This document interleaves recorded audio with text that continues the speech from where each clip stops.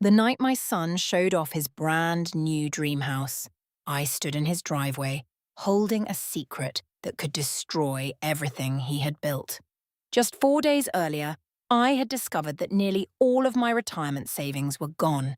Not stolen by a stranger, not taken by a scammer, taken by my own son. Ethan Gibson had used money I spent 40 years saving to help buy the beautiful house glowing behind him. And while everyone expected me to cry, scream, or call the police, I did none of those things. I smiled. I stayed quiet. And I waited for Friday night. Because by the time that party was over, everyone in that house would know the truth. If you've ever been betrayed by someone you loved, I'd love to hear your story in the comments. And if this story speaks to you, don't forget to like and subscribe so we can share these moments together. Before we continue, tell me where you're watching from and what time it is in your part of the world. I always enjoy seeing how far these stories travel and hearing from people who understand what family loyalty and family heartbreak really mean. My name is Harper Gibson, and for most of my life, I believed that if you loved your children enough, they would never intentionally hurt you. Looking back now, I realize how naive that sounds.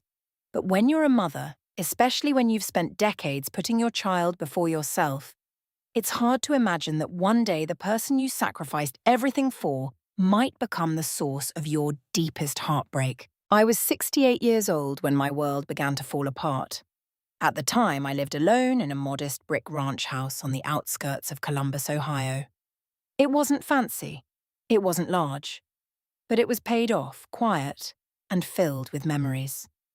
Some people hate living alone. I never did. After my husband Charles passed away 7 years earlier from a heart attack, I learned how to create a peaceful life for myself. Charles had been my best friend for 43 years, the kind of man who brought flowers home for no reason, the kind of husband who never forgot anniversaries, the kind of father who spent entire Saturdays coaching Little League, even when he was exhausted from work. Losing him nearly broke me. There were mornings when I would wake up and instinctively reach across the bed before remembering he wasn't there. There were evenings when I would set 2 plates on the table before realizing my mistake. Grief is a strange thing. It never completely leaves. It simply changes shape. Over time, I found comfort in routines: morning coffee on the porch, church on Sundays, lunch with friends once a week, phone calls with my sister Linda, and most importantly, visits from my son Ethan. At least, that's how things used to be. You see, Ethan had always been the center of my world. When he was born, I was 26 years old and terrified. Charles and I didn't have much money. We rented a tiny apartment above a hardware store. The roof leaked when it rained. The furnace barely worked in winter, and there were months when we counted every dollar before buying groceries. But we loved that little boy with everything we had. I still remember Ethan's first day of kindergarten. He clung to my leg and cried. I cried too. His teacher had to gently pry him away from me. When I got back to the car, I sat in the parking lot for 20 minutes because I couldn't stop crying. That's what motherhood does.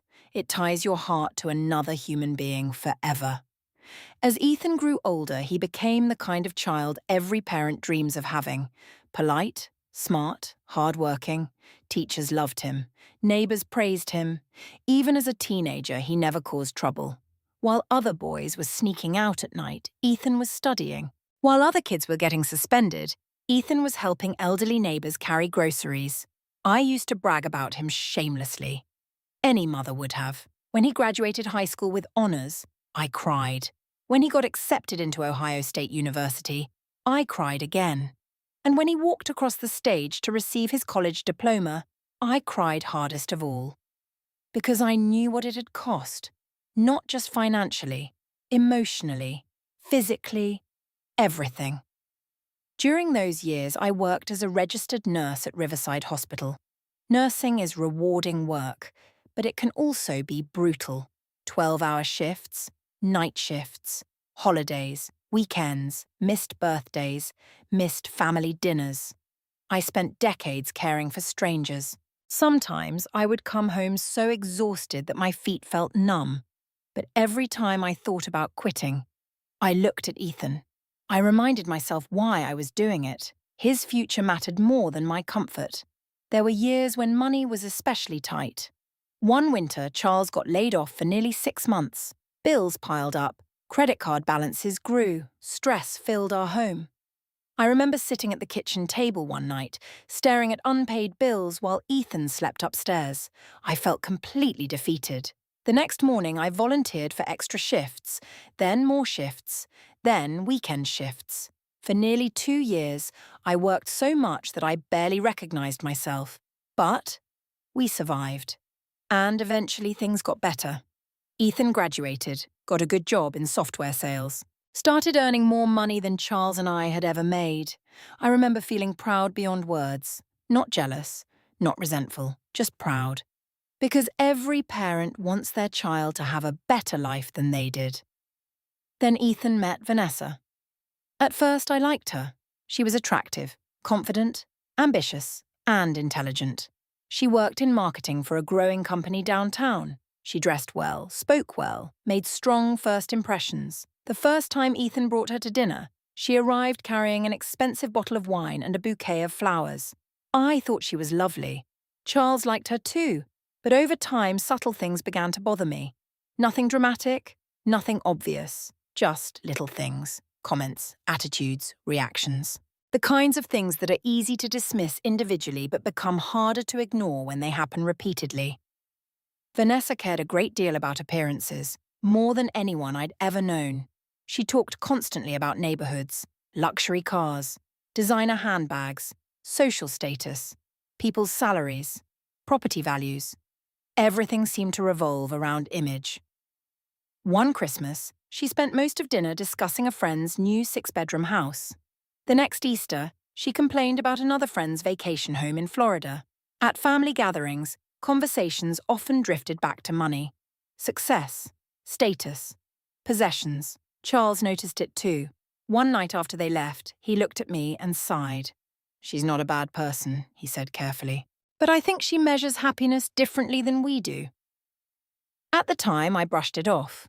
Nobody is perfect. And Ethan seemed happy. That was enough for me. Then Charles died. Everything changed after that. Not immediately, slowly, almost invisibly. The visits became less frequent. Phone calls became shorter. Holidays became more complicated. Life moved on. Ethan got busier. Vanessa became more demanding. At least that's how it felt. I tried not to take it personally. People have careers, families, responsibilities. I understood that. But deep down, I missed my son. The son who used to call just to hear my voice. The son who used to stop by unexpectedly with coffee. The son who once told me, "Mum, everything good in my life is because of you." Sometimes I wondered where that young man had gone. Then one evening, about 8 months before everything collapsed, Ethan said something that stayed with me. We were having dinner together at a local restaurant. Nothing unusual, just mother and son. In the middle of the conversation, he pulled out his phone and showed me a photograph.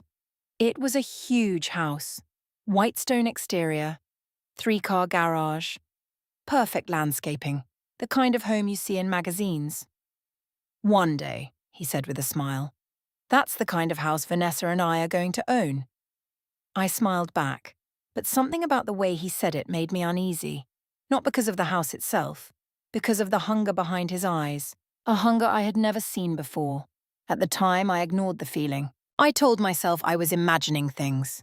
I wanted to believe that my son was still the same kind-hearted boy I had raised. I had no idea that the dream house in that photograph would eventually become the center of the worst betrayal of my life. And I certainly had no idea that the first cracks in our family had already begun to form. The photograph Ethan showed me that evening should have been nothing more than a harmless dream. A goal. A motivation. Something to work toward. Instead, it became an obsession. At first, I didn't recognize it for what it was. Most people have dreams. Most couples talk about the house they hope to own someday. There was nothing unusual about that. But as the months passed, I noticed that Ethan and Vanessa talked about little else. Every conversation somehow found its way back to real estate. Property values, luxury neighborhoods, custom kitchens, home theatres, swimming pools. They compared floor plans the way some people compare family photographs. Whenever I visited their home, brochures were scattered across tables, laptop screens displayed listings. Television programs about luxury homes played in the background. The dream wasn't simply a dream anymore. It was becoming a fixation. One Saturday afternoon, Ethan invited me over for lunch. Vanessa had prepared a beautiful meal: grilled chicken, roasted vegetables, fresh bread. Everything looked perfect. But throughout the meal, they barely talked about family. Instead, they spent nearly an hour discussing houses. "This one has a wine cellar," Vanessa said, scrolling through her tablet. "And look at this backyard." Ethan leaned closer. "Imagine hosting parties there." Vanessa smiled. "People would be so impressed." That phrase caught my attention. People would be impressed. Not we'd be happy. Not we'd be comfortable. Not we'd have room for a family. People would be impressed. I quietly pushed food around my plate. Something about the conversation left a strange feeling in my chest. As we finished eating, Ethan turned toward me. "What do you think, Mom?" "About what?" "The house." I glanced at the screen. It looked enormous, beautiful, expensive. "Well," I said carefully, "it's certainly impressive." Vanessa laughed. "Exactly." Then she exchanged a quick glance with Ethan, a glance that lasted only a second, but I noticed it. I couldn't explain why. I simply noticed it. A few weeks later, Ethan called me on a Tuesday evening. His voice sounded unusually cheerful. "Hey, Mom." "Hi, sweetheart. How's everything?" We talked for a few minutes about ordinary things: the weather, my garden, church. Then the conversation shifted. "So," he said casually, "how's retirement treating you?" "It's nice." "You've always been smart with money." I smiled. "I've tried." "You probably have a pretty solid nest egg by now." The comment surprised me, not because it was offensive, because it felt strangely specific. I laughed awkwardly. "Enough to pay my bills." "That's good." A pause followed. Then he changed the subject. The conversation ended shortly afterward. At the time, I thought nothing of it. But then it happened again. And again. And again.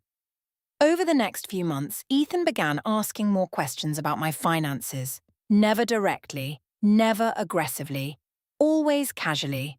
Almost as if he were gathering information without wanting me to notice. How much was Social Security paying? Did I still have investments? Was the house fully paid off? Had I updated my will? Was I happy with my bank? Did I still have the retirement account from the hospital? Each question by itself seemed harmless. Together, they made me uncomfortable. One afternoon, I mentioned it to my sister Linda. She frowned immediately. "What exactly is he asking?" I explained. Her expression darkened. "Harper, that's odd." "Maybe he's just concerned." "Maybe." She stirred her coffee. "Or maybe he's curious for a different reason." I shook my head. "Not Ethan." Linda didn't argue, but she didn't look convinced. The truth is that I wasn't convinced either. I just didn't want to admit it.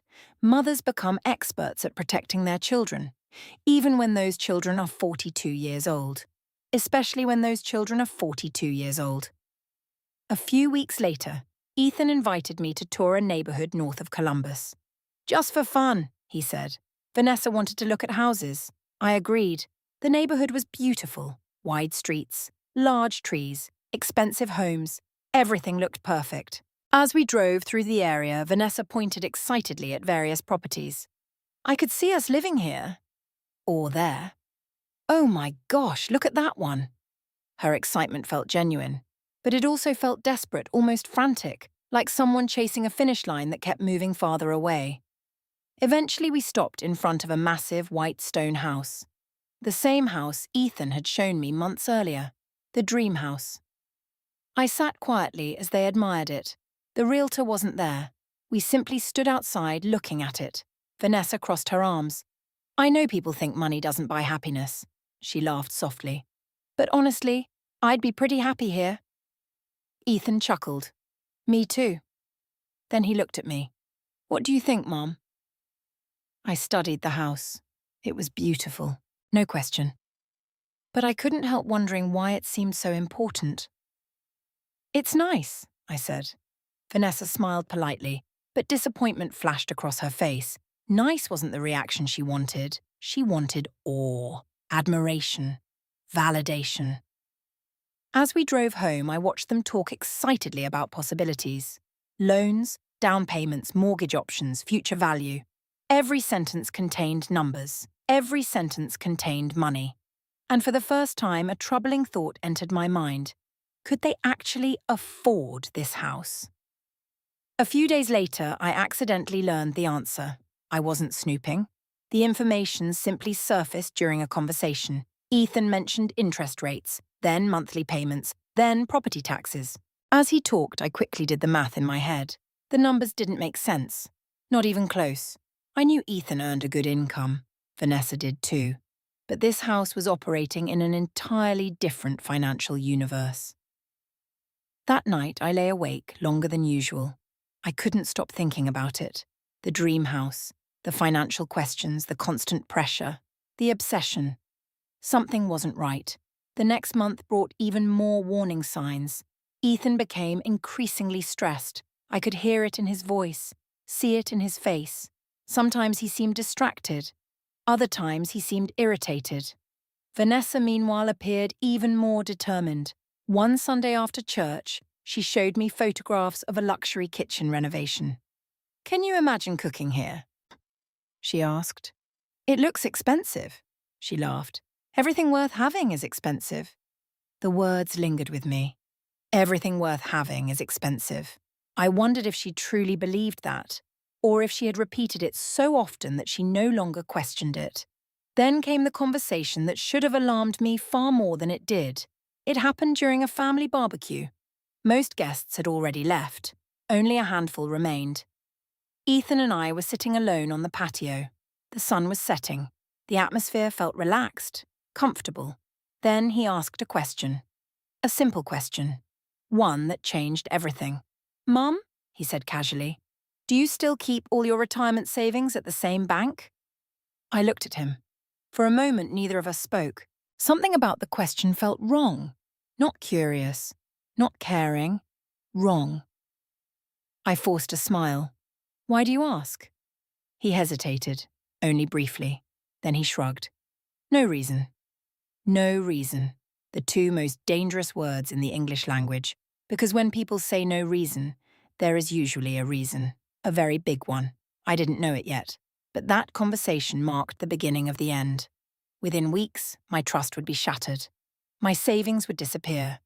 And the son I thought I knew would reveal a side of himself I never imagined existed. Looking back now, I often ask myself the same question. What was the exact moment my life changed? Was it the day Ethan asked about my retirement account? Was it the afternoon Vanessa stood in front of that mansion with stars in her eyes? Or was it something much smaller? Something I failed to notice because I trusted my son too much? The truth is, I may never know. What I do know is that everything collapsed on a rainy Tuesday morning. It started like any other day. I woke up around 7, made coffee, fed the birds outside my kitchen window, read a few pages from a novel I had been enjoying. Then I got dressed and headed to the bank. There was nothing urgent about the visit. Every month, I reviewed my accounts in person. Old habits die hard. After spending 40 years managing household budgets and planning for retirement, I liked seeing numbers for myself. It gave me peace of mind. At least it used to. The bank was quiet when I arrived. The familiar scent of coffee drifted from the customer lounge. Several tellers greeted me by name. I had banked there for more than 20 years. It felt almost like family. As I approached the front desk, I noticed Rachel Morgan, one of the branch managers. Rachel was 45, professional, kind, and incredibly efficient. We had known each other for years. She smiled when she saw me. "Good morning, Harper." "Morning, Rachel. How are you today? Doing well?" At least I thought I was. A few minutes later, we sat together in her office, reviewing my accounts. At first, everything seemed normal. Checking account, savings account, certificates of deposit, investment summaries. Nothing unusual. Then Rachel suddenly frowned, a tiny expression easy to miss, but I noticed. Her eyes returned to the screen, then back again. The smile disappeared from her face. A knot formed in my stomach. Rachel, she looked up. One moment. My heartbeat quickened. She clicked several times, opened another document, then another. The silence stretched. What is it? She hesitated. I just want to verify something. By then, I already knew something was wrong. I didn't know what, but I knew. Several more moments passed. Finally, Rachel turned the monitor slightly toward herself and took a deep breath. Harper. The way she said my name frightened me. What happened? She looked genuinely uncomfortable. There's been a significant withdrawal. I blinked. A withdrawal? Yes. How significant? She swallowed. Then she gave me the number. For a moment, I thought I had misunderstood. The amount was so large that my brain refused to process it. Nearly everything. Decades of savings. Gone. I stared at her. No. Rachel nodded slowly. I'm afraid so, I laughed. Not because anything was funny, because shock does strange things to people. That's impossible. I thought there might be an error. There has to be. Rachel opened another file. We checked. My hands began shaking. There must be some mistake. I hoped that too. I could barely breathe. Every retirement plan, every budget, every sacrifice, every late-night shift, everything seemed to spin around me. Rachel slid a box of tissues across the desk. I didn't take one. Not yet. I was still trying to understand what I was hearing. When? I finally whispered. The transfer occurred 3 weeks ago. 3 weeks. 3 weeks. 3 weeks. I repeated the words silently. How could I not know? How could that much money disappear without me realizing it? Then another question struck me, the obvious question. Who authorized it? Rachel hesitated. That hesitation frightened me more than anything else, because it meant she already knew. And suddenly, I wasn't sure I wanted to hear the answer. She turned her monitor slightly. A document appeared on the screen. I recognized the signature immediately. My own. At least it looked like mine. What is that? Rachel pointed to a line near the bottom.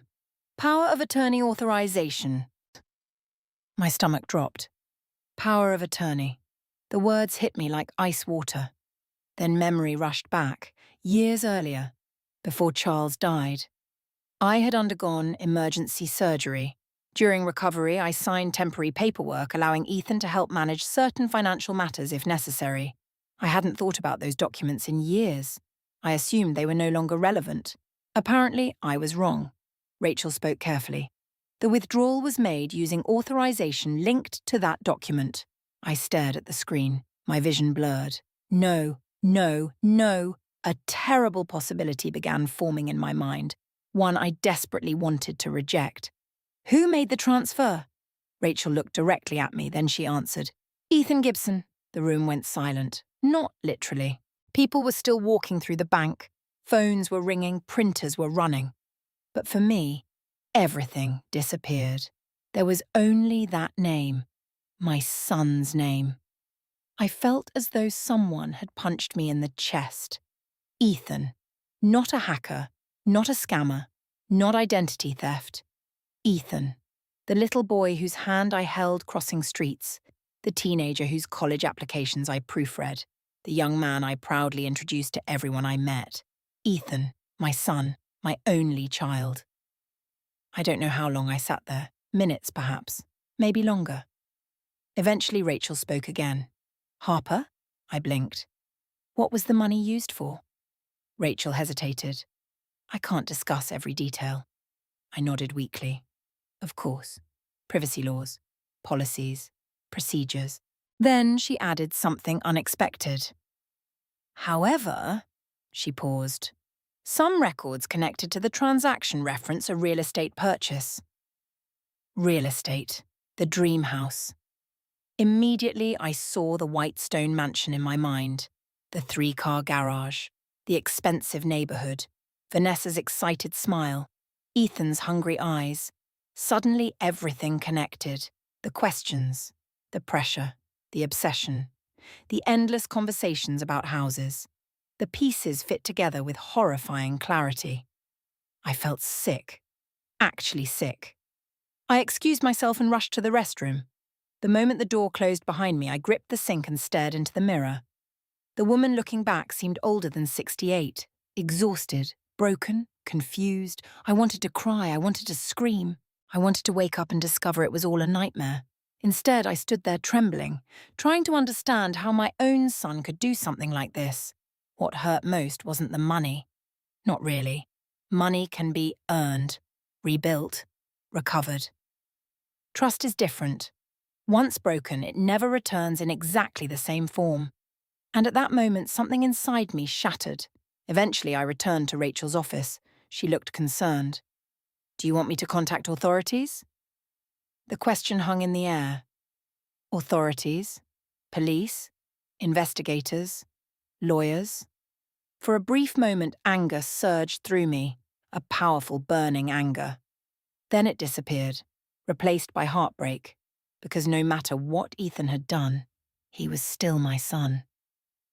I shook my head. "Not yet," Rachel nodded. She didn't pressure me. She simply handed me copies of the relevant documents.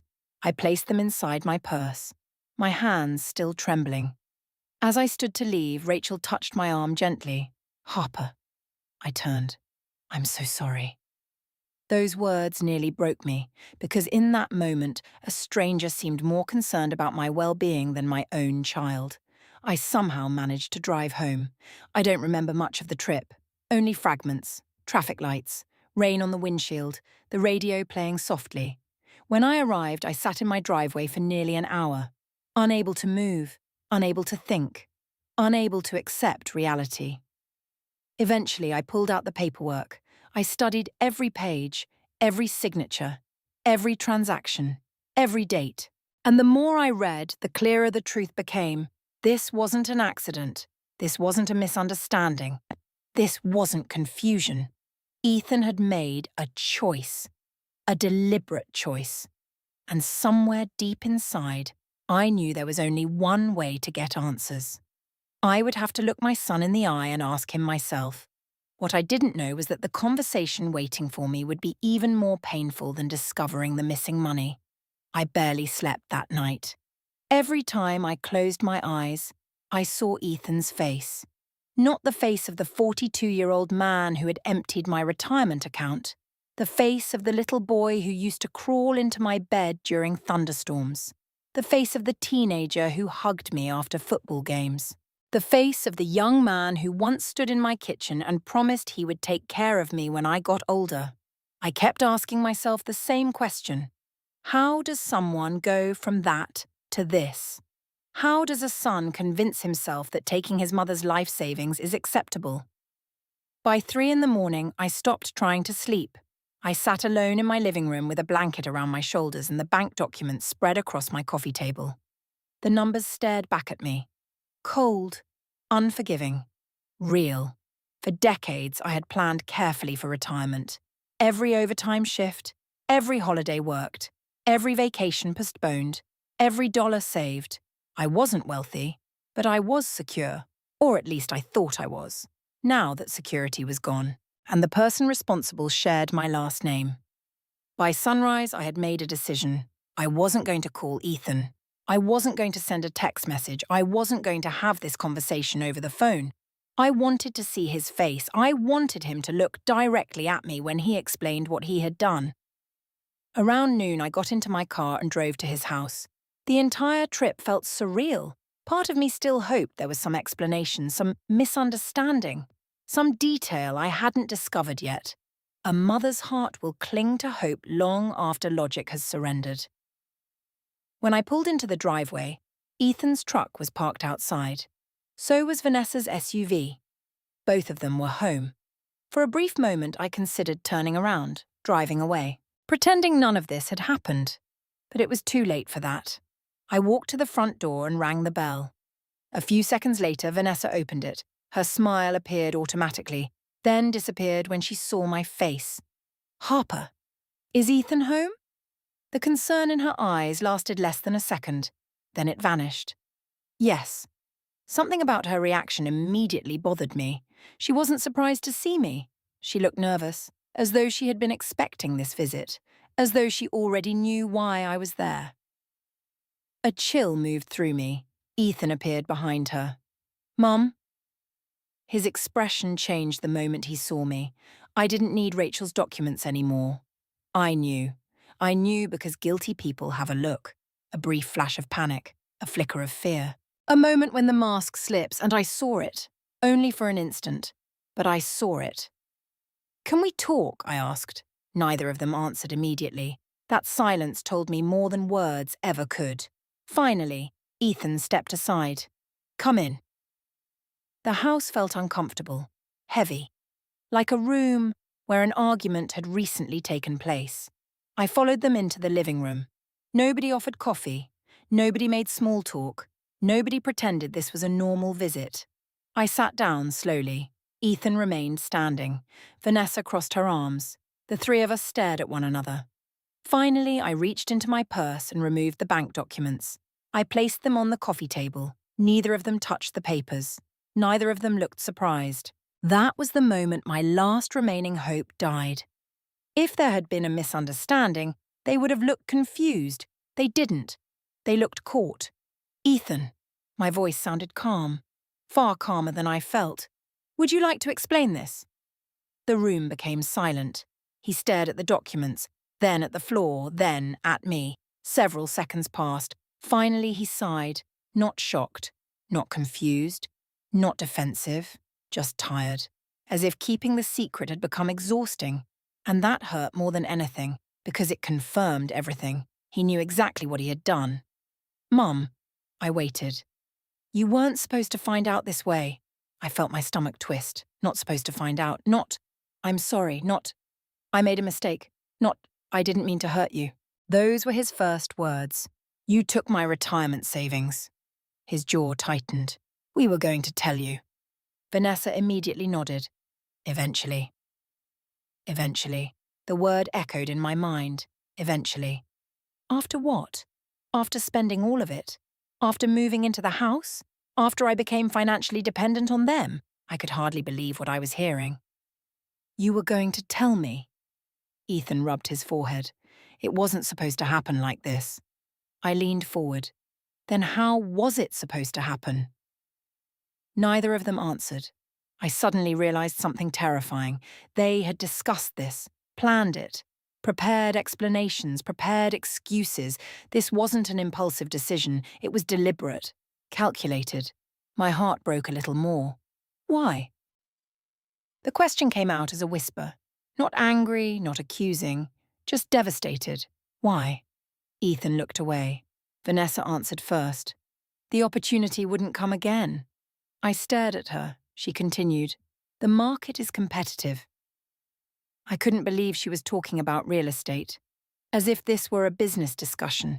As if we were debating investment strategies instead of betrayal. "You took my retirement savings." Vanessa sighed impatiently. "Harper, please don't make this sound worse than it is." The room went completely still. Even Ethan looked uncomfortable. "What did you just say?" She straightened her shoulders.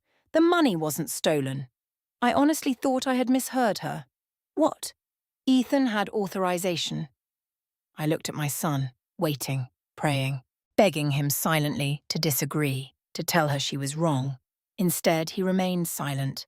That silence felt like another knife. Vanessa continued speaking. "We always intended to pay it back." Always intended. The phrase sounded rehearsed, prepared, convenient. "When?" I asked. No answer. "How?" No answer. The silence became its own confession. Then Vanessa said something I will never forget for the rest of my life, something that still hurts when I think about it. She looked directly at me and said, "Eventually that money would belong to Ethan anyway." The words hit harder than any slap. I felt all the air leave my lungs. For several seconds I couldn't speak, couldn't think, couldn't breathe.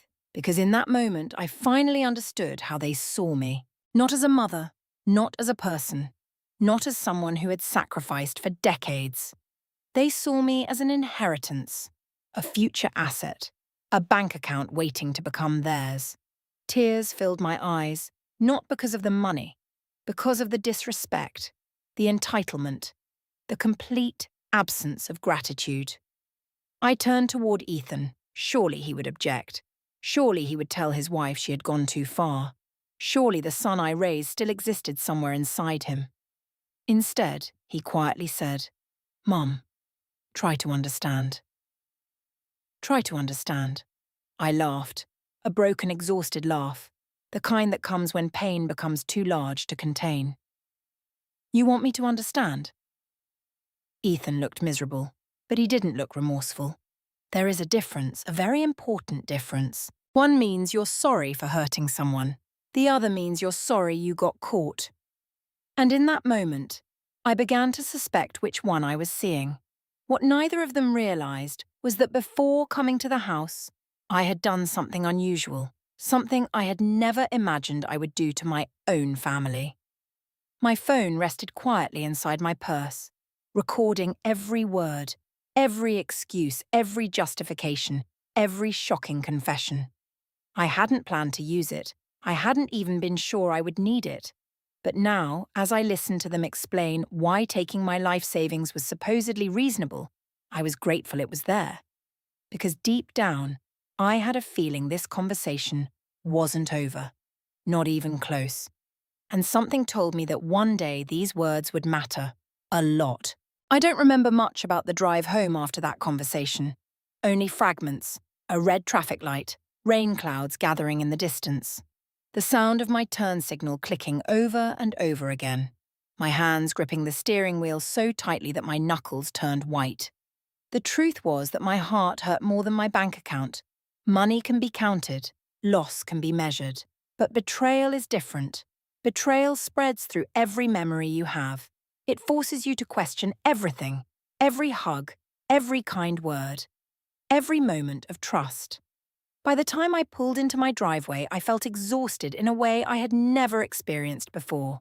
Not physically, emotionally, spiritually. I sat in my car for several minutes before going inside. The house greeted me with its familiar silence. Usually that silence felt peaceful. That day it felt lonely, painfully lonely. I set my purse on the kitchen counter and slowly walked through the rooms. The living room, the dining room, the hallway. Every corner held memories. Most of them involved Ethan. There was the scratch on the wall from when he crashed his toy truck at age 6, the doorway where I measured his height every birthday. The old family photographs displayed on shelves. I stopped in front of one picture and picked it up. Ethan was 8 years old, missing his front teeth, holding a fishing rod beside Charles. The two of them were smiling so widely that it made my chest ache. I lowered myself into a chair. For a long time, I simply stared at the photograph. "Where did you go?" I whispered. "The little boy in that picture would never have hurt me." At least I didn't think he would. But maybe that was the problem. Maybe parents spend so much time remembering who their children were that they fail to see who they have become. That evening, I opened an old cedar chest in my bedroom. Inside were decades of memories. Photo albums, letters, report cards, birthday cards, school drawings, the history of a family preserved in paper and ink. I hadn't looked through the box in years. Now I found myself sitting on the floor, surrounded by pieces of Ethan's life, a handmade Mother's Day card, a third-grade essay about his family, a crayon drawing of our house. I smiled through tears as I read his childish handwriting. "My mum is my hero." The words nearly broke me, because once upon a time he had truly believed that, or at least I thought he had. As the afternoon turned into evening, memories flooded back. I remembered the years after Charles lost his job, the financial stress, the fear, the uncertainty. I remembered working double shifts at the hospital, sometimes 16 hours at a time.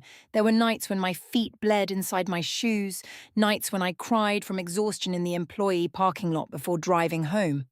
But I kept going, because Ethan needed braces, because Ethan needed textbooks, because Ethan needed tuition. I never regretted those sacrifices, not once. Even now, I didn't regret them. What hurt was realizing they seemed invisible to him. As darkness settled outside, I found another memory I had nearly forgotten. My wedding ring, or rather the absence of it. Years ago, during Ethan's sophomore year of college, we faced an unexpected financial crisis. Charles had developed medical problems. Insurance didn't cover everything. At the same time, Ethan's tuition bill arrived. We were trapped. Something had to give. One afternoon, I quietly took off my wedding ring and sold it. The ring Charles had placed on my finger decades earlier. The ring I treasured more than almost anything I owned. I never told Ethan. I never wanted him to feel guilty. I simply paid the tuition bill and moved on. Now, sitting alone in my bedroom, I wondered whether he would have cared if he had known. The question hurt, because I wasn't sure I wanted the answer. Around 8 o'clock, my phone rang. It was Linda, my sister. I almost ignored the call. Instead, I answered, "Hello?" The moment she heard my voice, she knew something was wrong. "Harper?" I couldn't speak. Not immediately. The tears finally came. Everything I had been holding inside all day suddenly spilled out. The bank, the documents, the confrontation, Vanessa's words, every painful detail. Linda listened quietly. When I finished, there was a long silence. Then she said something simple. "Oh, Harper." No advice, no judgment, just compassion. Sometimes that's what we need most. We talked for nearly an hour. When the conversation ended, I felt slightly lighter. Not better, just less alone. But one problem remained. I still had no idea what to do next. I couldn't simply ignore what had happened. Yet the thought of involving police made me sick. No mother dreams of putting her child in legal trouble, even after betrayal, even after heartbreak. I spent another hour pacing through the house, thinking, praying, questioning myself. Finally, one name came to mind: William Carter. William had been Charles's closest friend for nearly 40 years. The two men met shortly after college.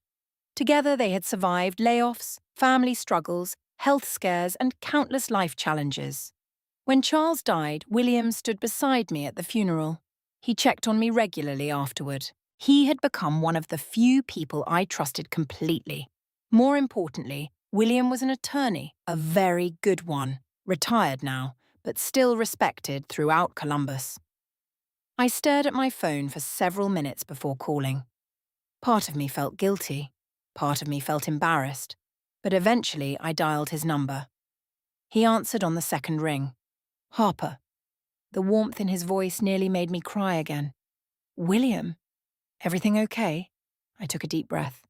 "No." The line became quiet. "Tell me what's happened." So I did. For the second time that day, I told the story. The missing money, the power of attorney, the confrontation, the excuses, the recording on my phone. When I finished, William didn't speak immediately. That worried me, because William was rarely speechless. Finally, he exhaled slowly. "Do you still have all the paperwork?" "Yes." "Good. Do you still have the recording?" "Yeah." "Good." Another pause, then his voice became more serious. "Harper, I want you to bring everything to my office tomorrow." A chill moved through me. "Is it that bad?" His answer came carefully, too carefully. "Let's review the documents first." That wasn't really an answer, and we both knew it. "William," he sighed. "What?" "Tell me the truth." The silence lasted several seconds. Then he finally spoke. "Based on what you've told me, there may be issues that Ethan doesn't fully understand." "What kind of issues?" "Legal ones."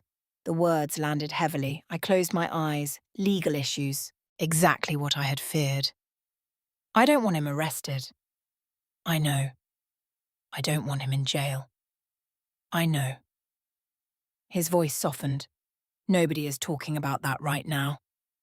But somehow, I wasn't reassured, because William sounded concerned, very concerned. And William wasn't the type of man who worried easily. Before hanging up, he gave me one final instruction. "Get some rest tonight." I almost laughed. Rest. That felt impossible. Then he added something strange. something that stayed with me long after the call ended. Harper, whatever you do, don't make any major decisions yet. Why? Because I think there's more going on here than you realize. I stared out the window into the darkness. A cold feeling settled in my stomach. More going on. At the time, I assumed he meant the legal paperwork. I assumed he meant the bank transaction.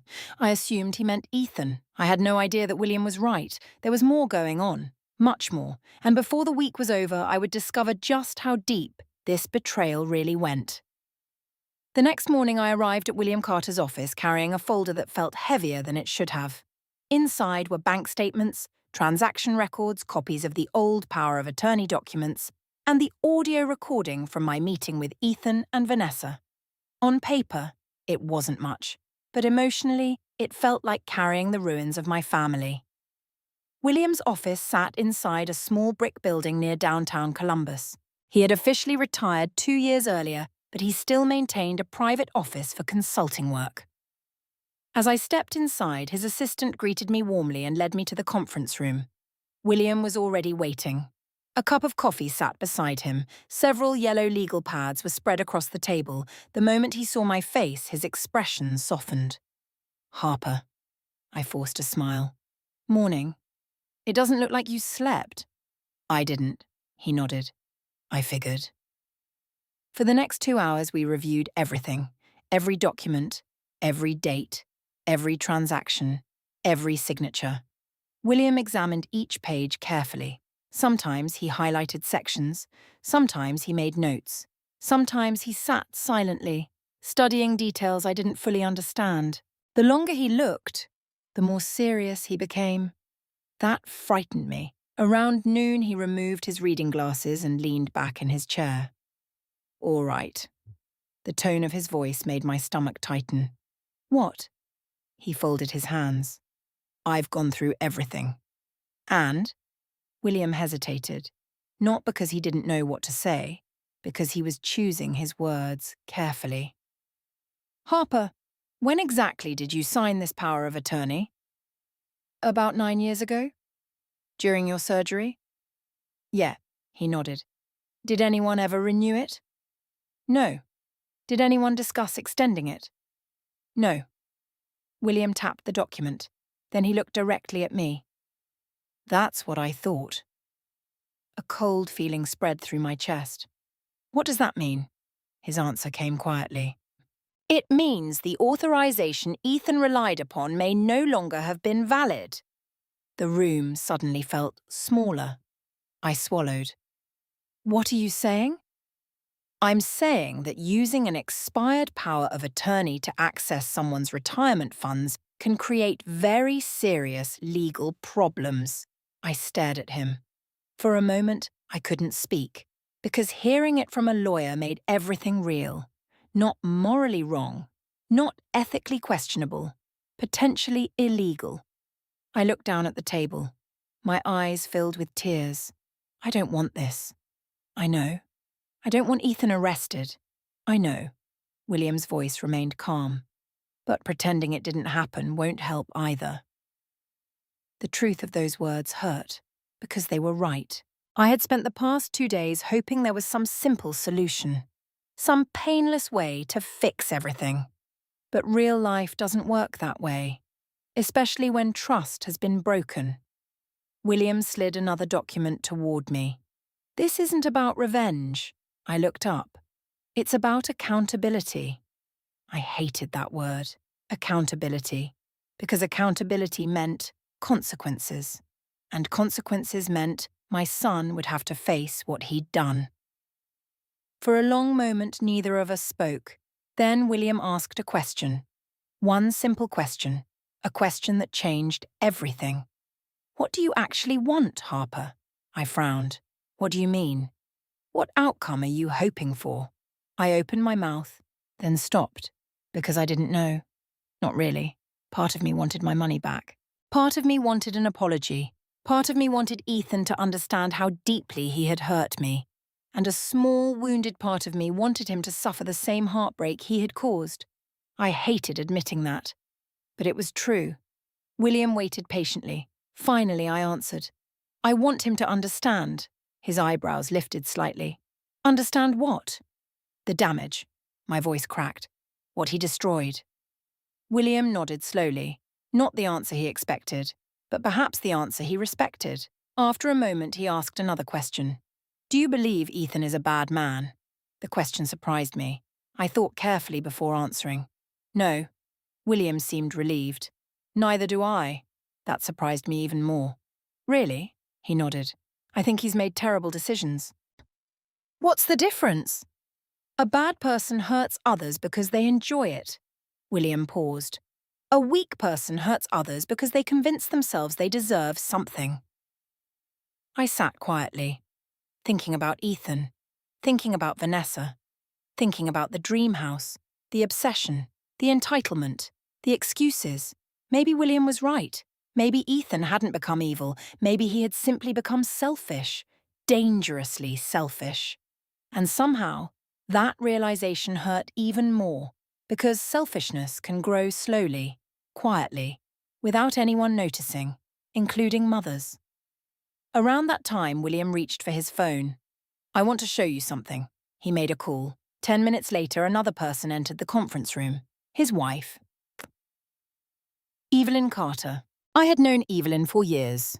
She was warm, intelligent, and had spent most of her career working in residential real estate. She greeted me with a hug. Then she sat down beside William. I heard enough to understand the basics. I nodded. William handed her several pages. She reviewed them silently. Then she frowned. The same expression Rachel had worn at the bank. The same expression William had worn while reading the documents. I didn't like seeing it, not at all. After several minutes, Evelyn looked up. Harper. Yes? Do you know when the closing date is? I blinked. Closing date? For the house? I thought for a moment, then remembered. Ethan mentioned Friday. William and Evelyn exchanged a glance, a meaningful glance. The kind adults exchange when they don't want to alarm someone. Unfortunately, I noticed. What? Neither answered immediately. That made my heart race. What is it? Evelyn finally spoke. From what I'm seeing, Friday isn't just a housewarming party. I frowned. What do you mean? She leaned forward. It appears the property transaction is still in a sensitive stage. I didn't understand, William clarified. The purchase isn't as untouchable as Ethan probably believes. I stared at them. The words took several seconds to register. Then something clicked. You mean? Evelyn nodded. There are still legal and financial issues connected to the purchase. The room suddenly became very quiet. For the first time since discovering the missing money, a new possibility entered my mind.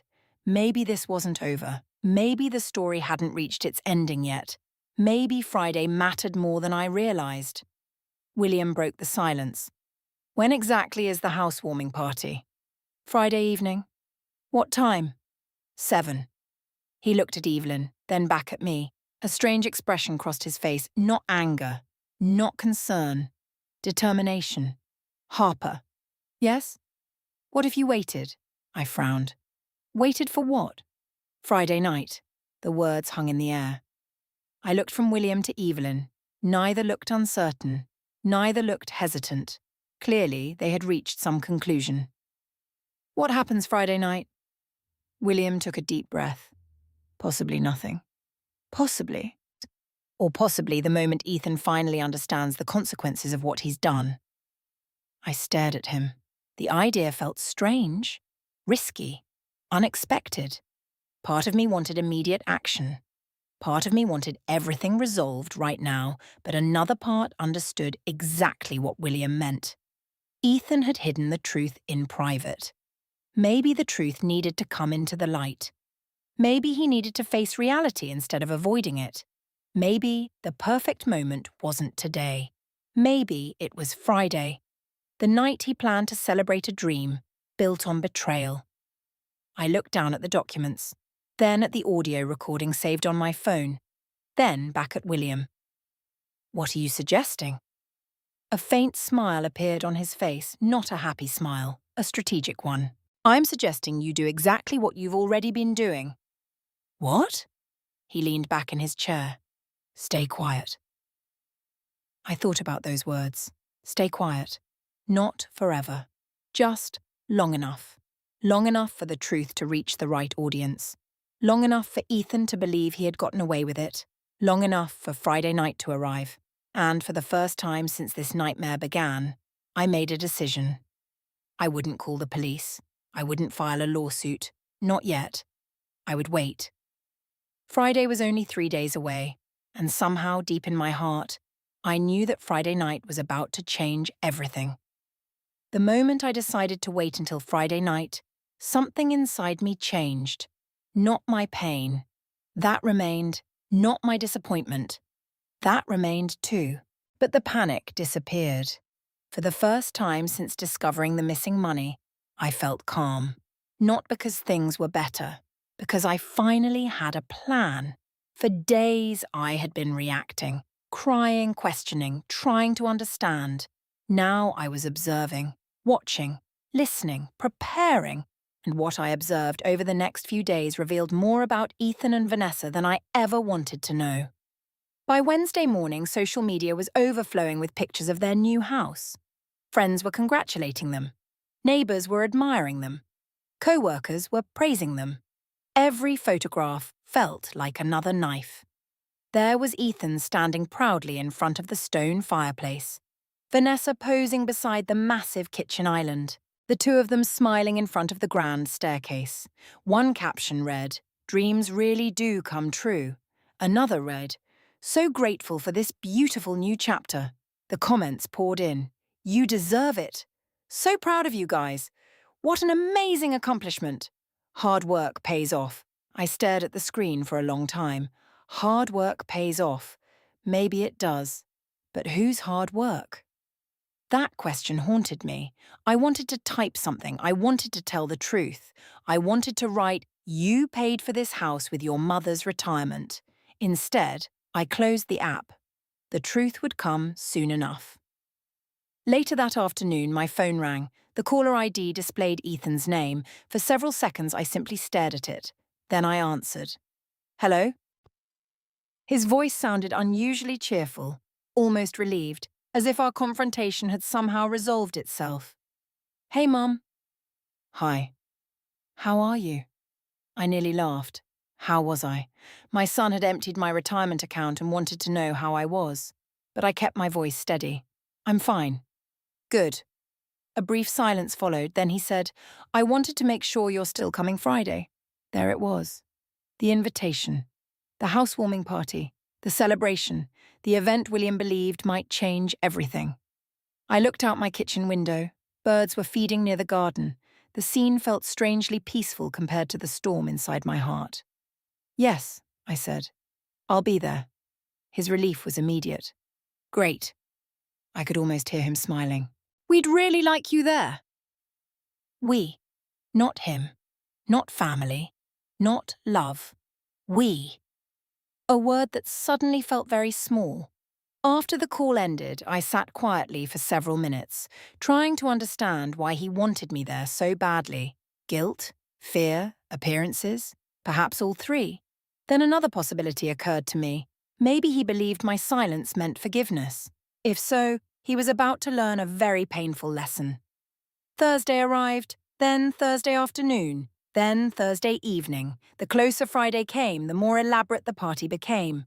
Vanessa posted photographs of decorations, catering arrangements, floral displays, tables, lighting, champagne. Everything was designed to impress. Everything was designed to project success. One photograph particularly caught my attention. It showed a large custom sign positioned near the front entrance. The sign read, "Welcome to the Gibson Dream Home." Beneath it were the words, "Built through hard work, faith, and family." I felt physically ill. Family. The irony was almost unbearable. That evening, my sister Linda came over for dinner. We sat together at my kitchen table, the same table where Ethan had done homework as a child, the same table where Charles and I spent countless evenings discussing our future. Now it felt like a witness to tragedy. Linda watched me carefully. "You look different." I raised an eyebrow. "Different how?" "Stronger." I wasn't sure that was true. I still cried when nobody was looking. I still woke up during the night. I still replayed conversations in my head, but perhaps there was some truth to what she said. Pain changes people. Sometimes it breaks them. Sometimes it sharpens them. Maybe both. We talked about Friday, about Ethan, about Vanessa, about the house, about what might happen. Eventually, Linda asked a question. Do you think Ethan understands what he's done? I thought for a long moment, then shook my head. No. Why not? Because if he understood, he couldn't sleep at night. If he understood, he couldn't celebrate. If he understood, he couldn't smile for photographs while his mother worried about her future. No. Ethan understood consequences for himself, but he didn't understand consequences for others. Not yet. Before leaving, Linda hugged me tightly. No matter what happens tomorrow, you're not alone. Those words meant more than she probably realized, because betrayal creates isolation. It makes you feel abandoned, forgotten, replaceable. The support of family becomes priceless. Friday morning finally arrived. The day felt strangely ordinary. Sunshine filled the sky, birds sang outside, people went to work. Traffic moved through Columbus as usual. The world continued turning, yet I knew my life was approaching a crossroads. I spent the morning organizing documents, bank records, transaction histories, copies of the power of attorney, everything. Then I listened once more to the recording from Ethan's living room. Every word, every excuse, every justification, each sentence strengthened my resolve. The most painful part wasn't hearing Vanessa. It was hearing Ethan remain silent while she spoke. Silence can be louder than words. By lunchtime, William called. How are you holding up? I've been better. A small chuckle came through the phone. Fair answer. Then his tone became serious. Everything is ready. I knew exactly what he meant. The evidence, the documents, the truth. Ready. The word made my pulse quicken. What happens if I change my mind? There was a pause. You won't. His confidence surprised me. What makes you so sure? Because William knew me, perhaps better than I knew myself. Harper, you've spent your entire life protecting other people. He paused. This is the first time you've protected yourself. The words stayed with me long after the call ended. That afternoon, I stood in front of my bedroom mirror deciding what to wear. It felt ridiculous. After everything that had happened, why should clothing matter? Yet somehow it did. Because this wasn't just a party. It was a turning point. Eventually, I chose a simple navy blue dress. Nothing flashy, nothing dramatic, just dignified. The kind of dress a woman wears when she respects herself. As evening approached, my nerves intensified. I found myself checking the clock repeatedly. 5 o'clock, then 5:30, then 6. Outside, the sky began turning gold. A beautiful sunset, the kind Charles always loved. For a moment, I looked at his photograph on the mantel. I wish you were here. The words escaped before I could stop them, because more than anything, I missed my husband. I missed his wisdom, his strength, his ability to make everything seem manageable. Then I remembered something he once told me. Years ago, during a difficult period in our marriage, the words returned with startling clarity. The truth doesn't need help, Harper. I stared at his photograph. The truth only needs time. A slow breath escaped my lips. Time. That was exactly what I had given it. 3 long days, and now time was running out. I picked up my purse, the documents, my phone, everything I needed. Then I walked to the front door. Across town, guests were already arriving. Champagne was being poured. Music was playing. Laughter was filling the rooms of Ethan's dream house. Everyone believed they were attending a celebration. No one knew they were about to witness something entirely different. And as I started my car and headed toward the party, I couldn't shake the feeling that by the end of the night, nothing in our family would ever be the same again. The drive to Ethan's new house took a little over 30 minutes. I left early on purpose, not because I was eager to arrive, because I needed time to think. The sun had nearly disappeared by then.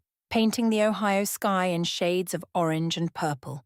Traffic moved steadily around me, but my mind was elsewhere.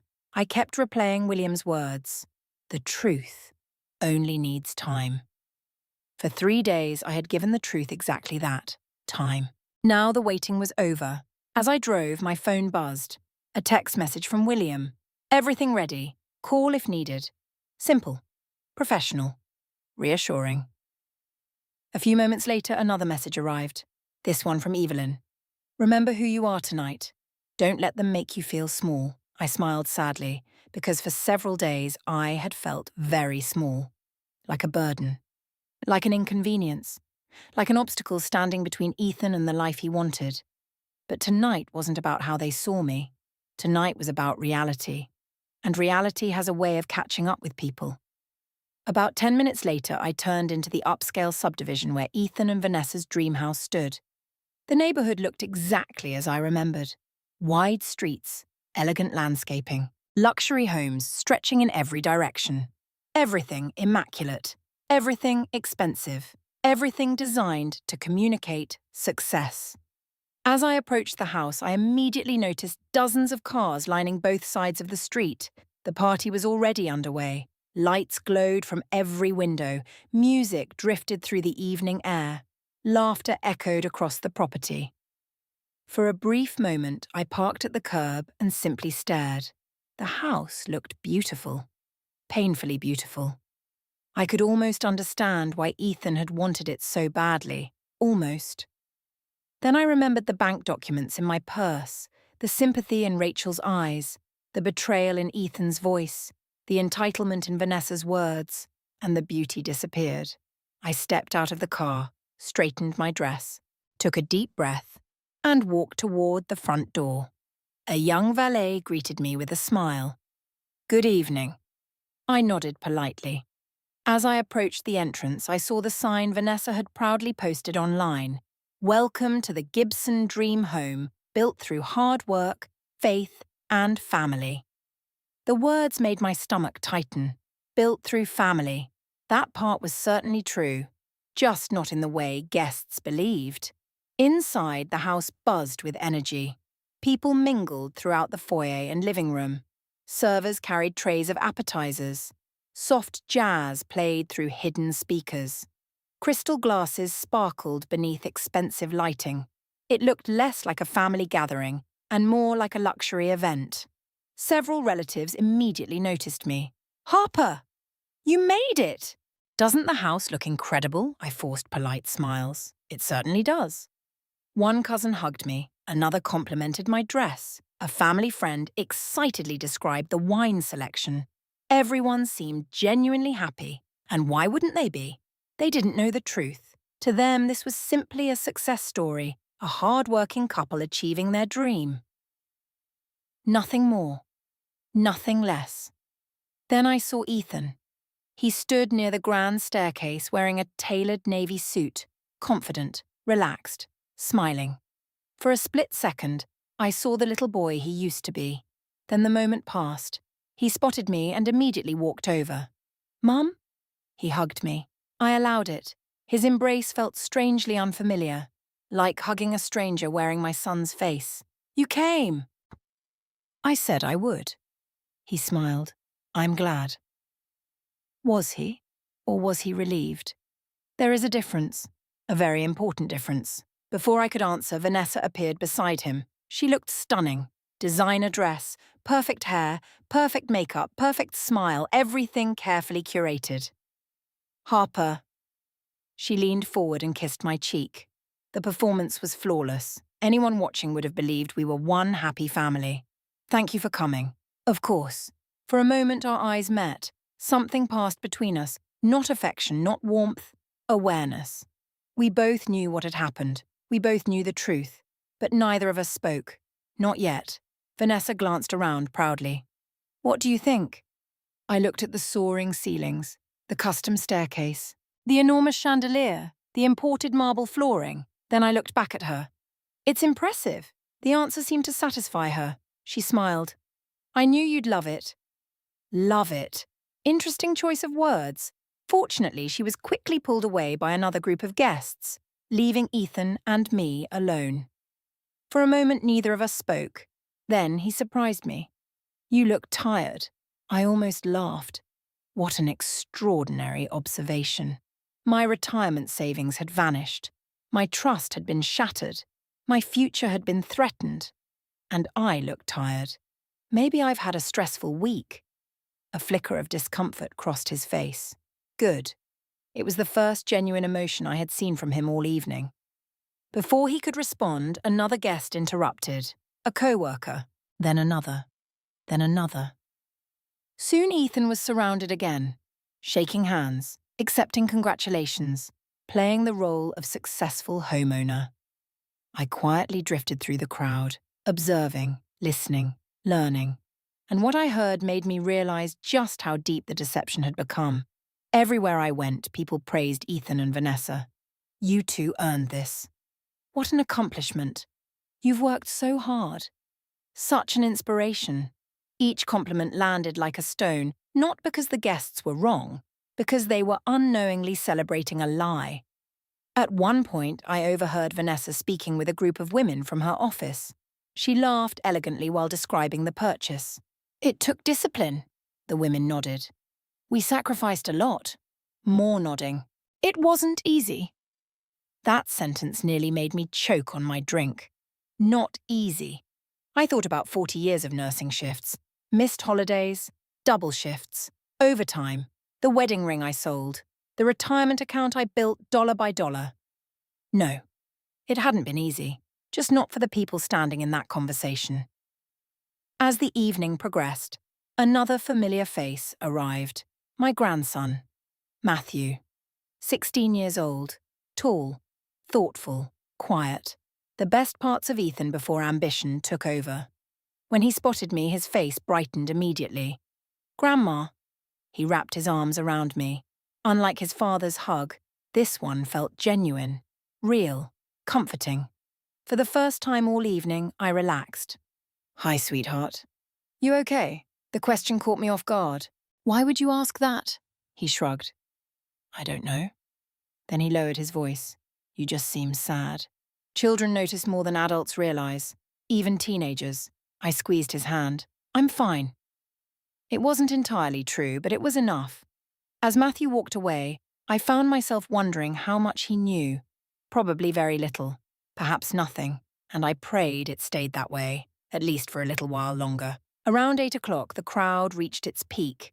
Nearly everyone had arrived. Family, friends, neighbors, co-workers, business contacts. The house overflowed with people. Exactly the audience Ethan and Vanessa wanted. Exactly the audience William had anticipated. My phone vibrated softly inside my purse. A message from William. "Everyone here?" I looked around the crowded room, then replied, "Yes." His answer came almost immediately. Good. That single word made my pulse quicken, because it meant we had reached the moment. The waiting was nearly over.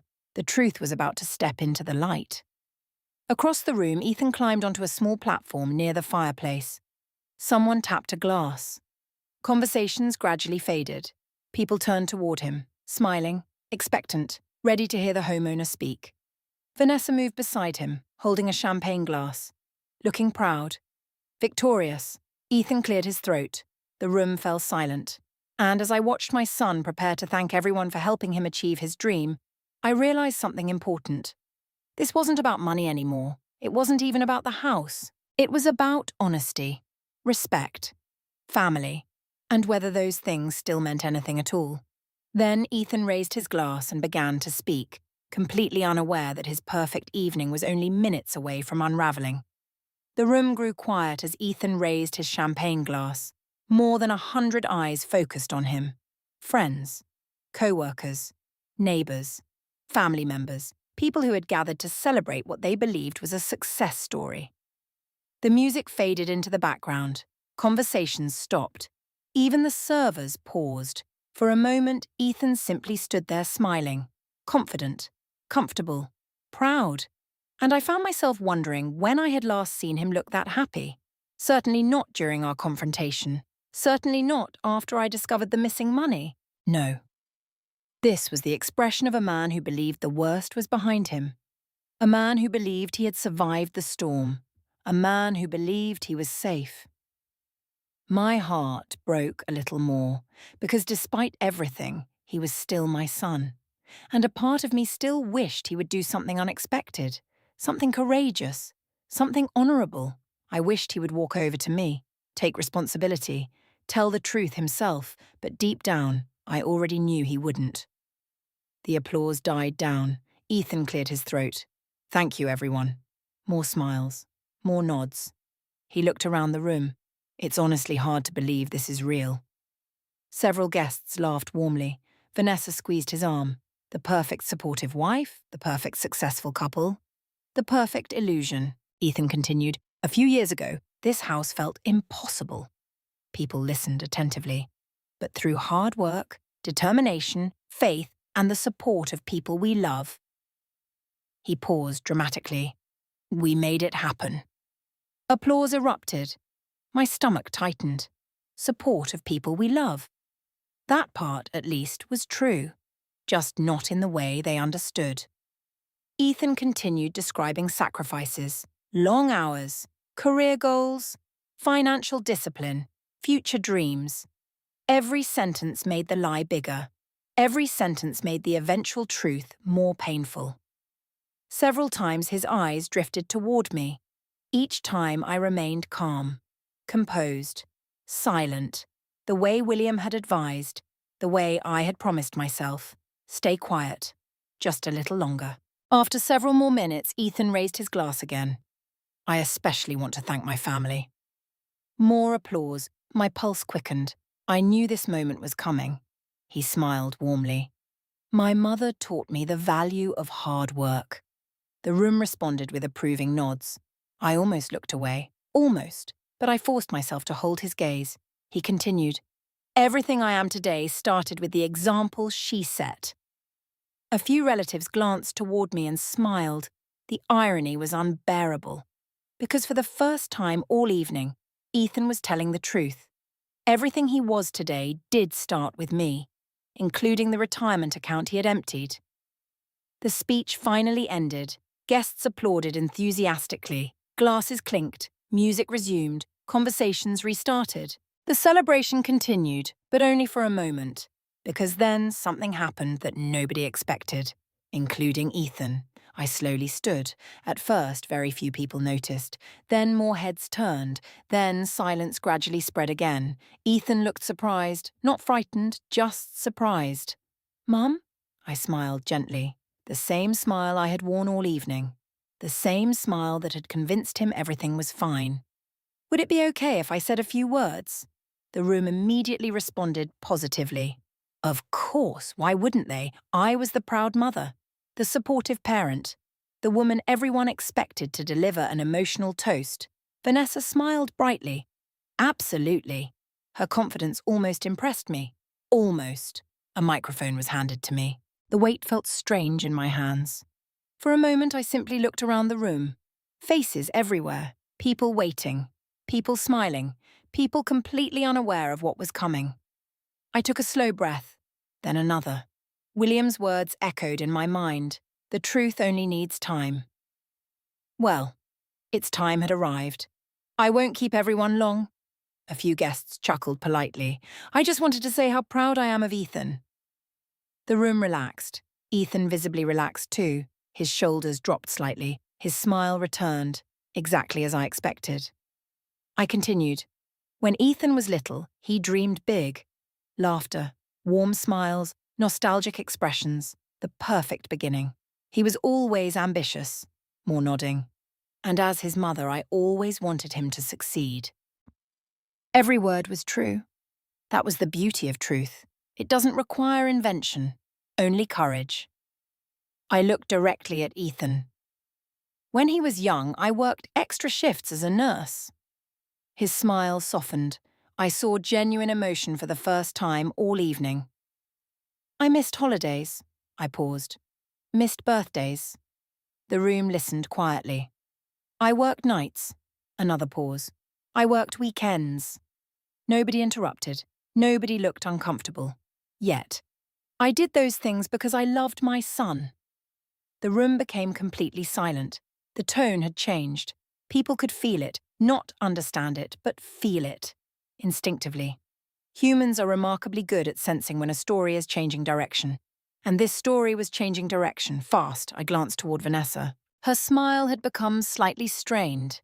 Interesting. Perhaps she sensed it too, I continued. Like most parents, I believed sacrifice was part of the job. A few older guests nodded, particularly the parents, particularly the grandparents. They understood, because they had done the same thing. Different details, different struggles, same love. Then I told them about the wedding ring. The room listened carefully. I explained how I sold it years earlier to help cover Ethan's college expenses. Gasps rippled through the crowd. Even Ethan looked surprised. I realized he had never known. Not truly known.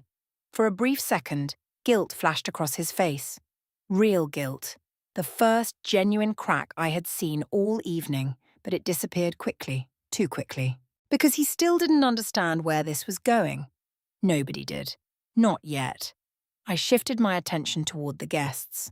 Most of us spend our lives believing that family means trust. Heads nodded throughout the room. Trust is precious. Silence. Once broken, it's very difficult to repair. Now people looked confused, concerned, curious. The atmosphere had changed completely. The celebration felt distant, secondary. Something else had taken control of the evening, something bigger. I looked at Ethan again. His smile was gone. Vanessa's smile was gone too. Both of them stood perfectly still, waiting, watching, trying to understand. I could almost hear their thoughts. Where is this going? I set down my champagne glass. The tiny sound echoed through the room. Then I said the sentence that changed everything. The truth is, I paused, long enough for every eye to focus on me, long enough for every conversation to die, long enough for every heartbeat to seem louder. There's something important about this house that most of you don't know. The silence became absolute. No music, no laughter, no movement, nothing. Across the room, Ethan's face turned pale, not because he knew exactly what I would say, because he finally realized I wasn't there to celebrate. I was there to tell the truth. And suddenly, for the first time all night, my son looked afraid. Very afraid. The silence that followed felt endless. More than 100 people stood frozen throughout the house. Nobody spoke. Nobody moved.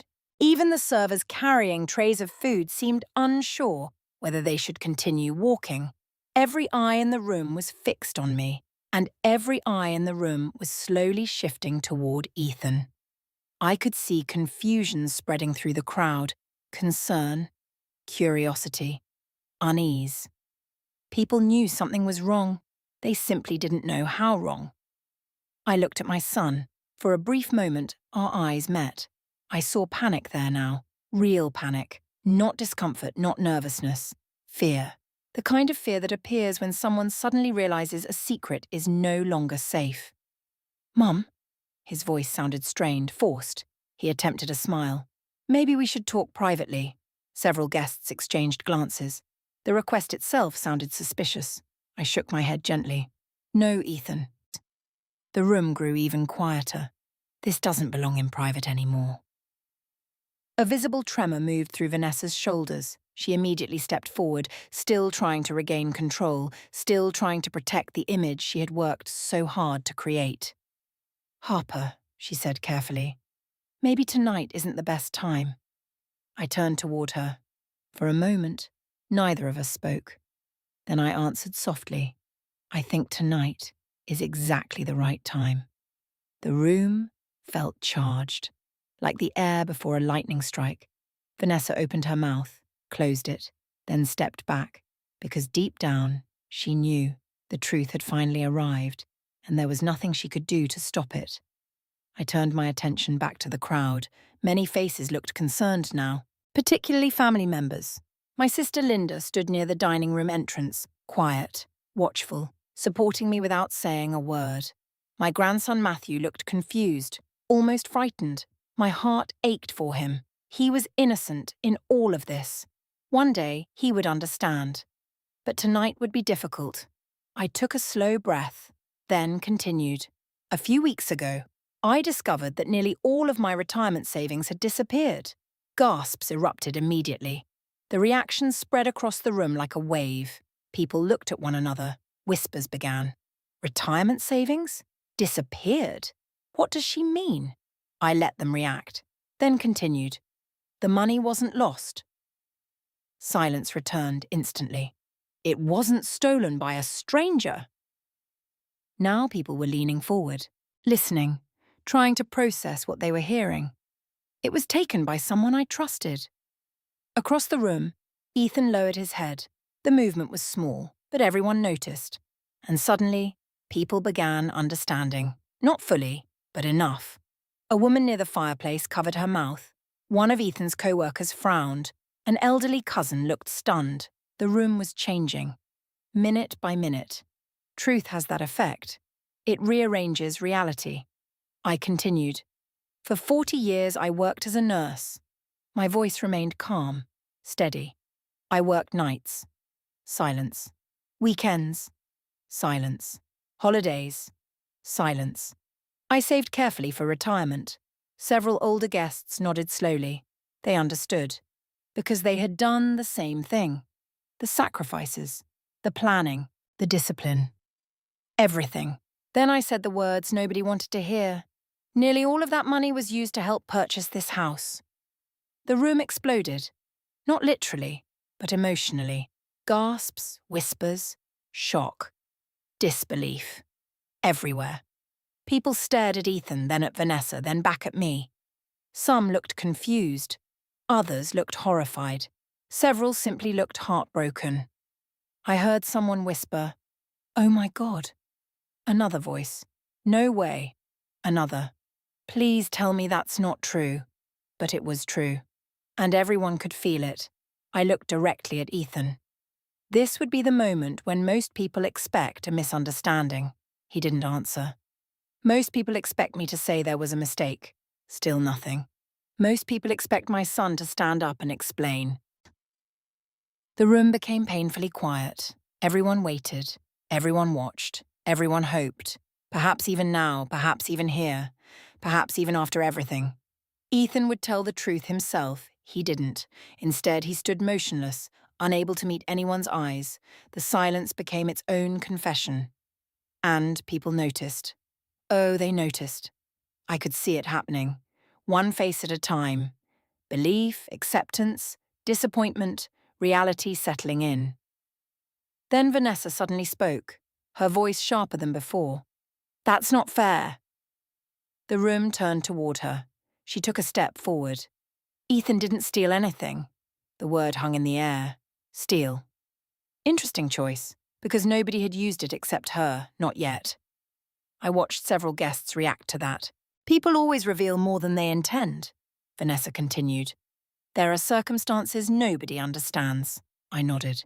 You're right. For a brief moment, hope returned to her expression. Then I finished the sentence. That's why I brought documentation. The hope vanished. Completely. I slowly opened my purse. The room watched every movement, every sound, every breath.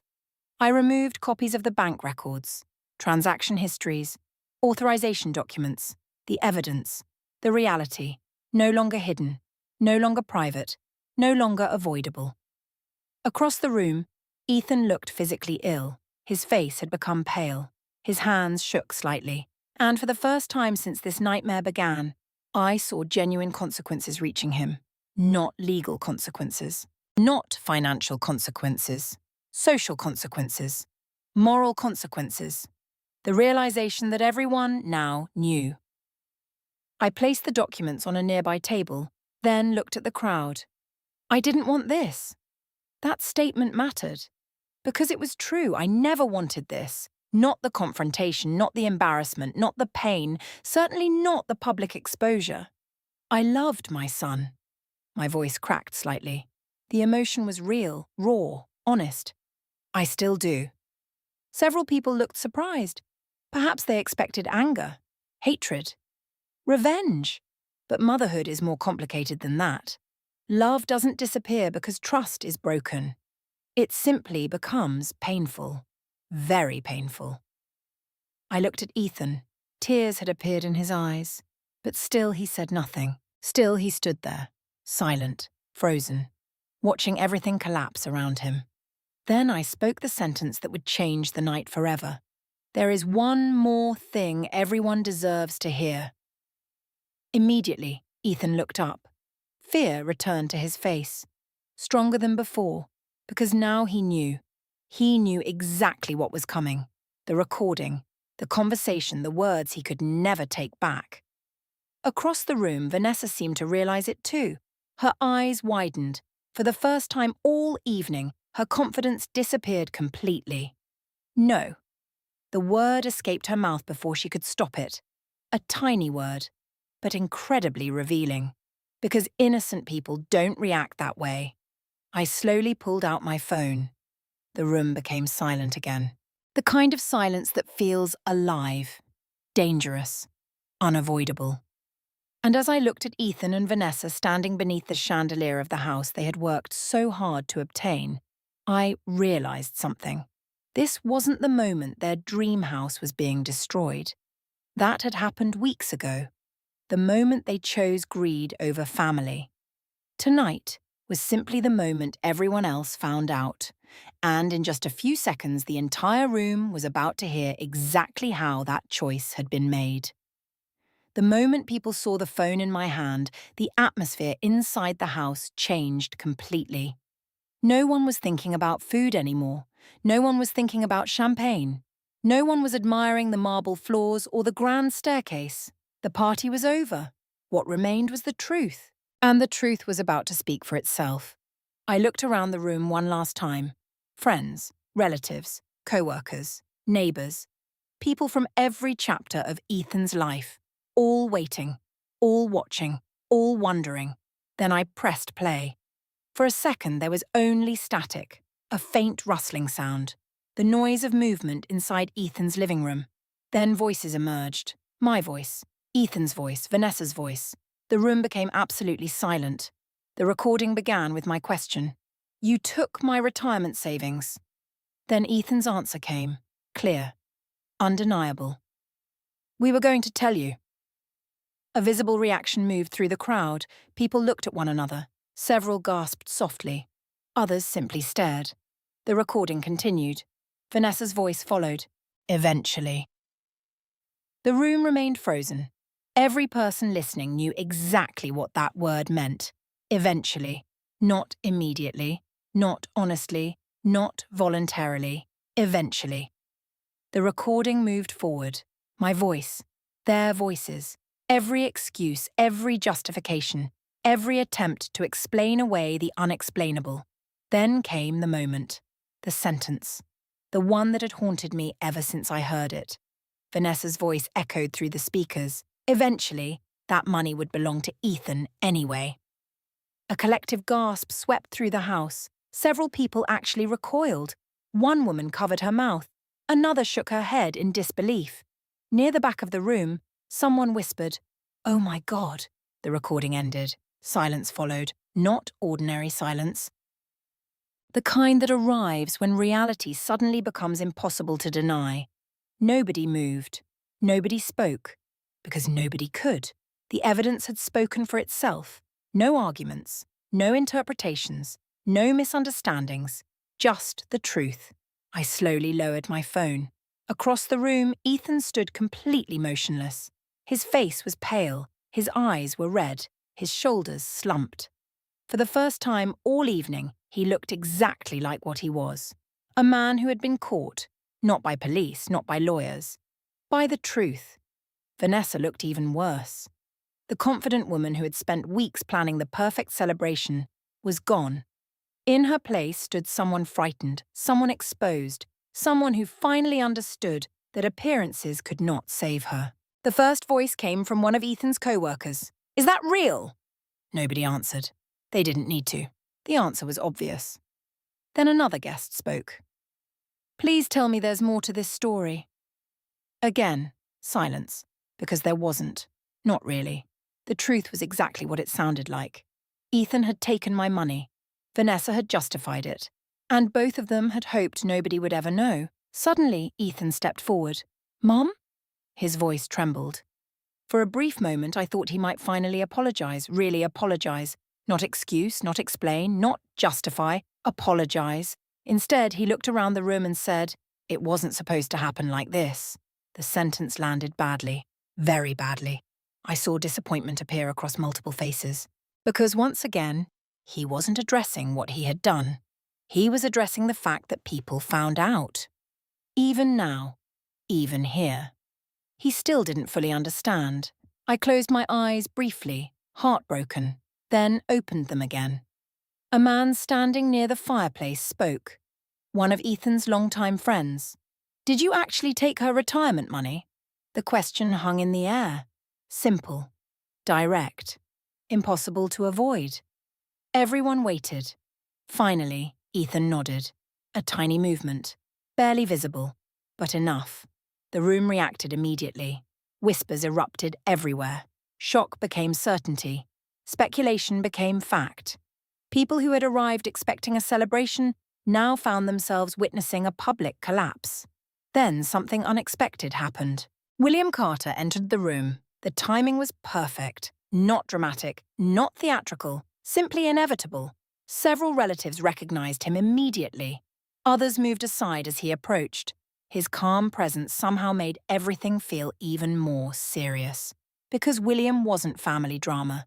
William was reality. He walked toward me, then stood beside me. Not in front of me, not behind me. Beside me, supportive, steady, visible. The room quieted again. William looked at Ethan, then at Vanessa, then at the crowd. His voice remained calm, professional, measured. "Harper asked me to review the documentation related to these transactions." Nobody interrupted. Nobody dared. After reviewing the records, I advised her that there are significant concerns regarding the authorization used to access those funds. The room absorbed the statement slowly. Many guests didn't fully understand the legal language, but they understood enough. Significant concerns. Not good. Not minor. Not harmless. Significant. Vanessa immediately stepped forward. "This is ridiculous." The room turned toward her. She pointed at me, then at William. "We plan to pay her back." No one responded, because suddenly everyone understood something. Intentions don't erase actions. Promises don't erase betrayal. Future plans don't erase present reality. Vanessa continued desperately. "We never wanted to hurt anyone." A woman near the dining room spoke before she could stop herself. "Then why didn't you ask?" The question landed like a hammer. Why didn't you ask? Simple. Devastating. Unanswerable. Vanessa opened her mouth, then closed it again, because there was no good answer. No answer at all. Across the room, I noticed Matthew, my grandson, standing completely still. His face looked pale, confused, heartbroken. My heart shattered for him. Of all the people in the room, he deserved this the least. Children suffer for the mistakes of adults, even when those children are almost grown. For a moment, our eyes met, and I saw something I'll never forget. Disappointment, not toward me, toward his father, toward the man he admired. The realization hurt, because I knew exactly what it felt like. Then another voice emerged. Evelyn Carter. She stepped forward from the crowd, calm, confident, direct. "I have experience in residential real estate." Several heads turned, including Ethan's. Evelyn continued. "And after reviewing the available information, I can confirm that there are still unresolved issues connected to this purchase." The room grew quiet once more. Unresolved issues. Another phrase nobody wanted to hear, especially Ethan, especially Vanessa. Their dream house suddenly seemed less secure than it had an hour earlier, less permanent, less triumphant. The illusion was crumbling, piece by piece. Then, finally, something inside Ethan broke. I saw it happen. His shoulders dropped, his eyes filled with tears. And for the first time all night, he stopped looking at the crowd, stopped looking at Vanessa, stopped looking at the floor. He looked at me, directly, honestly, like a son again. Not a homeowner, not a successful professional, not a man protecting an image, just a son. And in a voice barely above a whisper, he said, "Mom, I'm sorry." The words finally arrived, the words I had waited days to hear, maybe years. But as they echoed through the room, I realized something heartbreaking. Sometimes an apology arrives too late to prevent damage, and the damage was everywhere. In the room, in the family, in the relationships, in the trust that once existed between us. The party had begun as a celebration. Now it felt like a reckoning, and the night was far from over. Because the truth had finally come out, but consequences were only beginning. For a few seconds after Ethan apologized, nobody spoke. The room seemed suspended in time. His words hung in the air. "Mom, I'm sorry." Under different circumstances, those 4 words might have changed everything. A week earlier, they might have softened my anger. A month earlier, they might have prevented this entire disaster.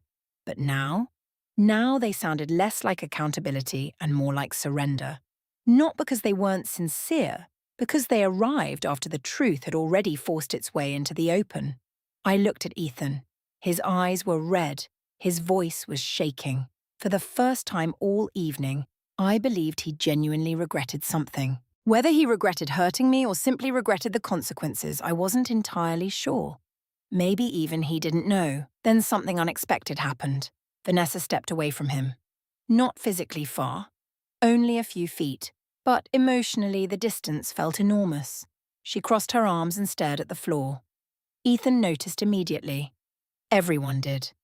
A husband learns to read his wife, and at that moment, he looked at her the way a drowning man looks toward a lifeboat, expecting help, expecting support, expecting partnership. Instead, Vanessa looked away. That was the moment I realized their united front was cracking. Fast, one of Ethan's co-workers finally broke the silence. "So what happens now?" No one answered immediately, because nobody knew, not really. Then Vanessa surprised everyone, including Ethan. She suddenly pointed toward him. "This wasn't my decision." The room erupted again, not loudly, but emotionally. Heads turned, eyes widened, shock spread through the crowd. Ethan stared at her in disbelief. "What?" Vanessa's voice became sharper. "I didn't move the money." I couldn't believe what I was hearing. The same woman who had justified everything. The same woman who had said the money would eventually belong to Ethan. The same woman who had spent months chasing the dream house. Now she was distancing herself, protecting herself. The room watched in stunned silence.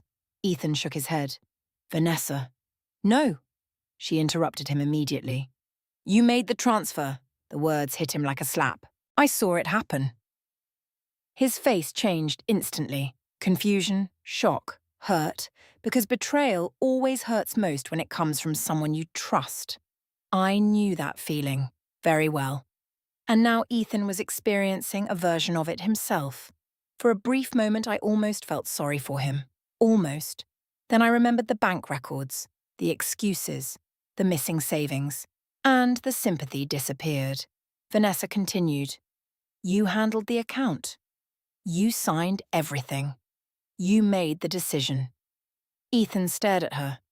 "Are you serious right now?" She didn't answer, which was answer enough. The room had shifted again. Now people weren't simply watching a family scandal. They were watching a marriage unravel.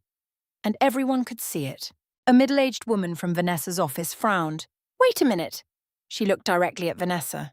"You told us this house was your idea." Vanessa froze. Only for a second, but it was enough. Several people noticed. The woman continued. "You talked about it constantly." More silence. Another co-worker nodded. "She's right." Now the crowd was remembering things. Conversations, comments, plans, dreams. People were connecting dots, and the picture they created wasn't flattering. Not at all. Then Evelyn Carter stepped forward. Calm as ever, she looked at Ethan, then Vanessa, then the room. I believe there's something everyone should understand. The crowd immediately quieted. Evelyn had that effect on people. She spoke carefully. Financial pressure rarely appears overnight. Several heads nodded. It usually builds slowly. More nodding. One compromise becomes another compromise. The room listened. Then eventually, people convinced themselves that wrong decisions are actually reasonable. Nobody interrupted, because everyone knew exactly what she meant. Ethan lowered his head. Vanessa stared at the floor. Neither argued, neither denied it. The truth was becoming impossible to escape. Then Evelyn revealed something none of us expected, including me. I reviewed additional records related to this property. The room grew quiet again, immediately. Every instinct told me something important was coming. Ethan looked up. Vanessa did too. Evelyn continued. During that review, I discovered evidence of additional financial obligations connected to the home. A cold feeling settled over the room. Additional obligations. The phrase sounded dangerous. And it was. What does that mean? Someone asked. Evelyn took a breath. It means the financial situation is significantly more complicated than many people realize. Now Ethan looked genuinely confused, not defensive, confused. I noticed immediately. Apparently this was news to him too. Then Evelyn looked directly at Vanessa, and everything changed. There was a secondary loan application. The room became silent, dead silent. Vanessa's face lost colour. Ethan blinked. What secondary loan? The question came out almost as a whisper. Evelyn didn't answer immediately. She simply looked at him. That was enough. I watched realization spread across Ethan's face, slowly, painfully. The way realization always spreads when someone discovers they haven't been told the whole truth. He turned toward his wife. What is she talking about? Vanessa remained silent. The silence lasted several seconds. Then 10. Then 15. Each second made things worse. Finally, Ethan spoke again. What loan? His voice cracked. The room waited. No answer. Then Evelyn answered for her. There appears to have been additional borrowing connected to the purchase. The room exploded with whispers. Ethan looked stunned, absolutely stunned. This can't be right. But judging by Vanessa's expression, it was. And suddenly, for the first time all evening, I realized something. Ethan wasn't the only person who had been hiding secrets. Vanessa had secrets too. Big ones, dangerous ones, secrets capable of destroying everything they had built. The dream house, the marriage, the future, everything. Ethan looked at his wife as though seeing her for the first time. What did you do? The question sounded familiar, painfully familiar, because just days earlier I had asked him a similar question. What did you do? Now the question belonged to someone else. Vanessa looked trapped, cornered, exposed. For the first time all evening she had no control over the narrative, no polished explanation, no prepared speech, no perfect image, just reality, raw and unforgiving. Finally she whispered, I was trying to protect us.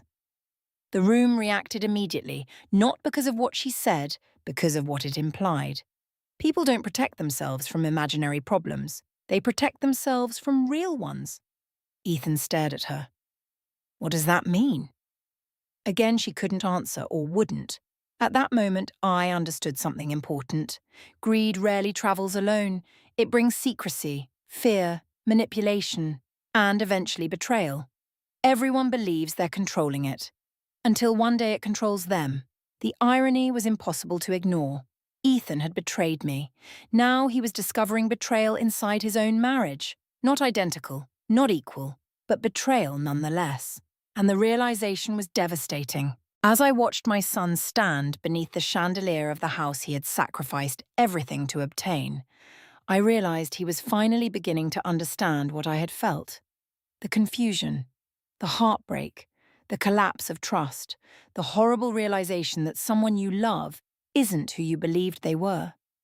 And looking at his face, I knew something with absolute certainty. The dream house was no longer a dream. It had become a prison. And before the night was over, its walls were closing in around everyone inside. The house felt different after that. Not physically. The marble floors were still polished. The chandeliers still sparkled. The expensive furniture still sat perfectly arranged. But the illusion was gone. Completely gone. Completely. A few hours earlier, people had walked through the front door admiring success. Now they saw something else. Consequences. The atmosphere had become heavy, uncomfortable, painfully honest.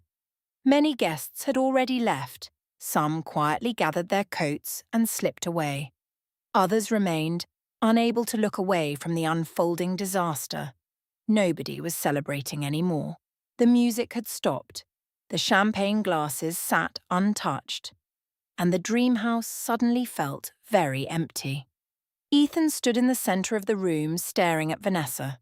The two of them looked like strangers, not husband and wife, not partners, not teammates, just two people discovering how little they actually knew about one another.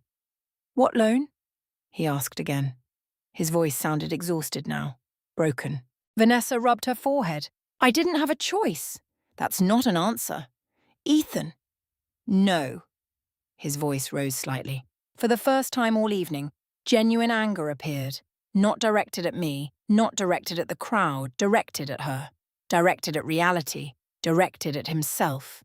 "You knew exactly what was happening to my mother." Silence. "You knew where the money came from." More silence. "You defended it." Vanessa looked away. That simple movement answered every question. For months, perhaps years, both of them had convinced themselves that their actions were justified. Now those justifications were collapsing. And without them, all that remained was truth. Painful truth. The crowd watched quietly. Nobody interrupted. Nobody tried to rescue them. Because there are moments in life when people must face the consequences of their own choices. This was one of those moments. Eventually, Vanessa picked up her purse. The movement seemed small, ordinary, but everyone understood what it meant. Ethan understood too. His face changed immediately. "Where are you going?" She didn't answer. Instead, she looked around the room. At the guests. At the whispers. At the judgment. At the embarrassment. Then she looked at the front door, the exit, the escape, the easy path.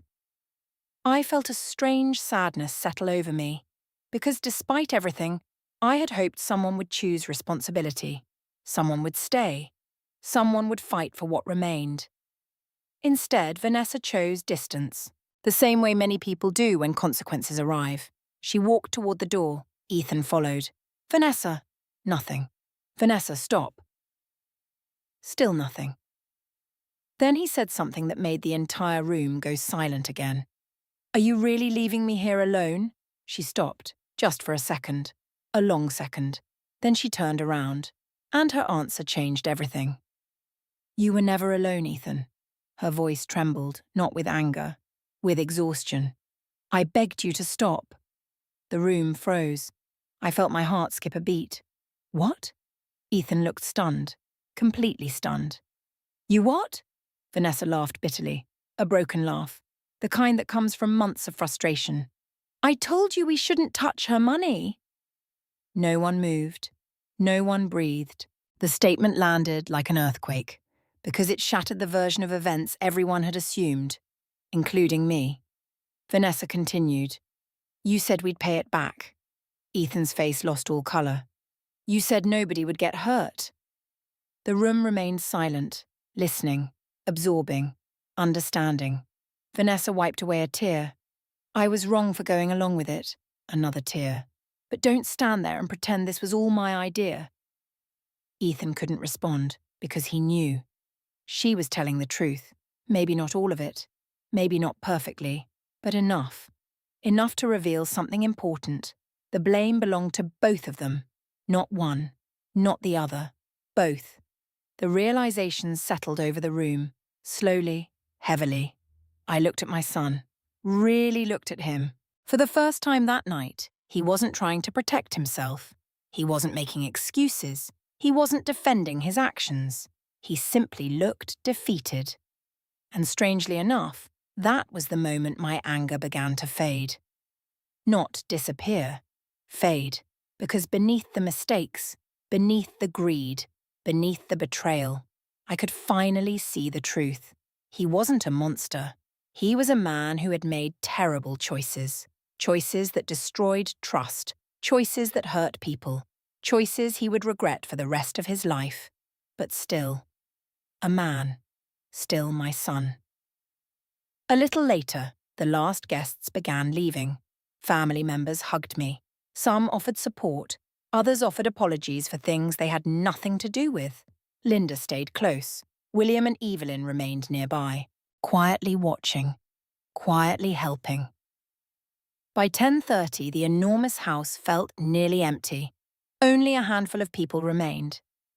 And eventually, even they left, until only family was left behind. The silence felt different now. Not explosive, not dramatic, just sad, very sad. Matthew sat alone in the living room, staring at the floor. I walked over and sat beside him. For several moments, neither of us spoke. Then he asked a question. The question every child asks when adults fail them. Why? My eyes filled with tears, because I didn't have a perfect answer. Maybe no one ever does. After a long pause, I squeezed his hand. Sometimes people convince themselves that a bad decision is a good one. He nodded slowly, still staring at the floor. I never thought Dad would do something like this. Neither did I, but I didn't say it, because he already knew. Eventually Matthew stood, then walked over to Ethan. The room watched. Nobody spoke. The distance between father and son couldn't have been more than 10 feet, yet it felt like a mile. Matthew stopped in front of him. For a moment they simply stared at one another. Then Matthew quietly said, "You should have told Grandma the truth." The words were simple, but devastating, because they came from the one person whose opinion mattered most, his son. Ethan closed his eyes and cried. Not dramatically, not loudly, just silently. The way grown men cry when they finally understand what they've lost. Around midnight, I prepared to leave. I gathered my purse, my documents, my phone, everything. As I walked toward the door, Ethan spoke. "Mum." I turned. His eyes were swollen, red, exhausted. "I don't know how to fix this." For a moment, I saw the little boy again, the child who used to come to me whenever something broke, the child who believed mothers had answers for everything. I walked toward him slowly, then stopped. Close enough to speak quietly, close enough for only him to hear. "You can't fix it tonight?" His eyes filled again. "Then what do I do?" I thought about the question, about the house, the money, the lies, the damage. And finally I answered, "The same thing everyone else has to do when they make a mistake." He waited. I took a breath. "Face it." No anger, no hatred, just truth. Then I walked away, leaving him standing in the house he had wanted more than anything. A house that suddenly felt far less valuable than the trust he had lost.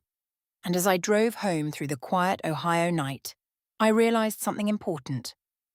For days, I had believed Friday night would be about exposing Ethan. I had been wrong. Friday night wasn't about exposing him. It was about forcing him to face himself. And, judging by the look in his eyes, that process had only just begun. The weeks that followed Friday night were some of the hardest and most important of my life. People often imagine that dramatic moments create instant change. Movies teach us that one emotional speech fixes everything. One apology repairs broken trust. One night transforms a person forever.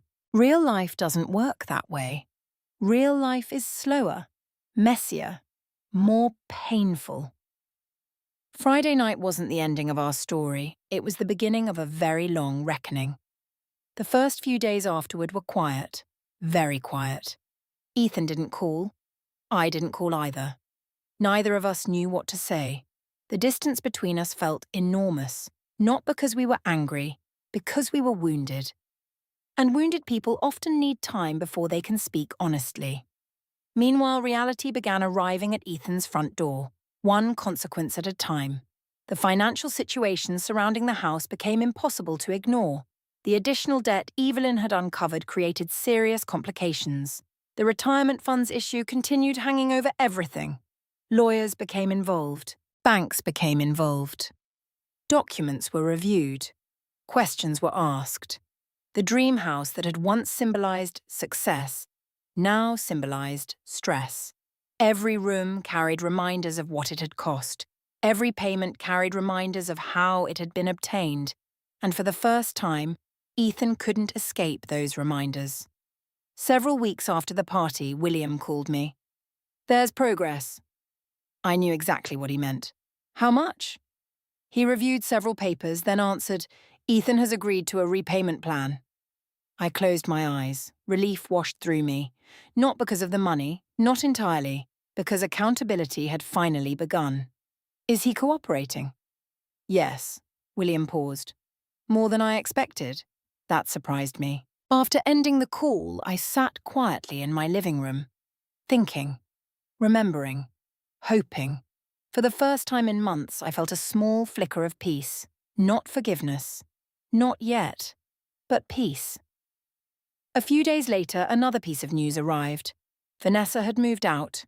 The marriage wasn't officially over, but everyone knew it was heading in that direction.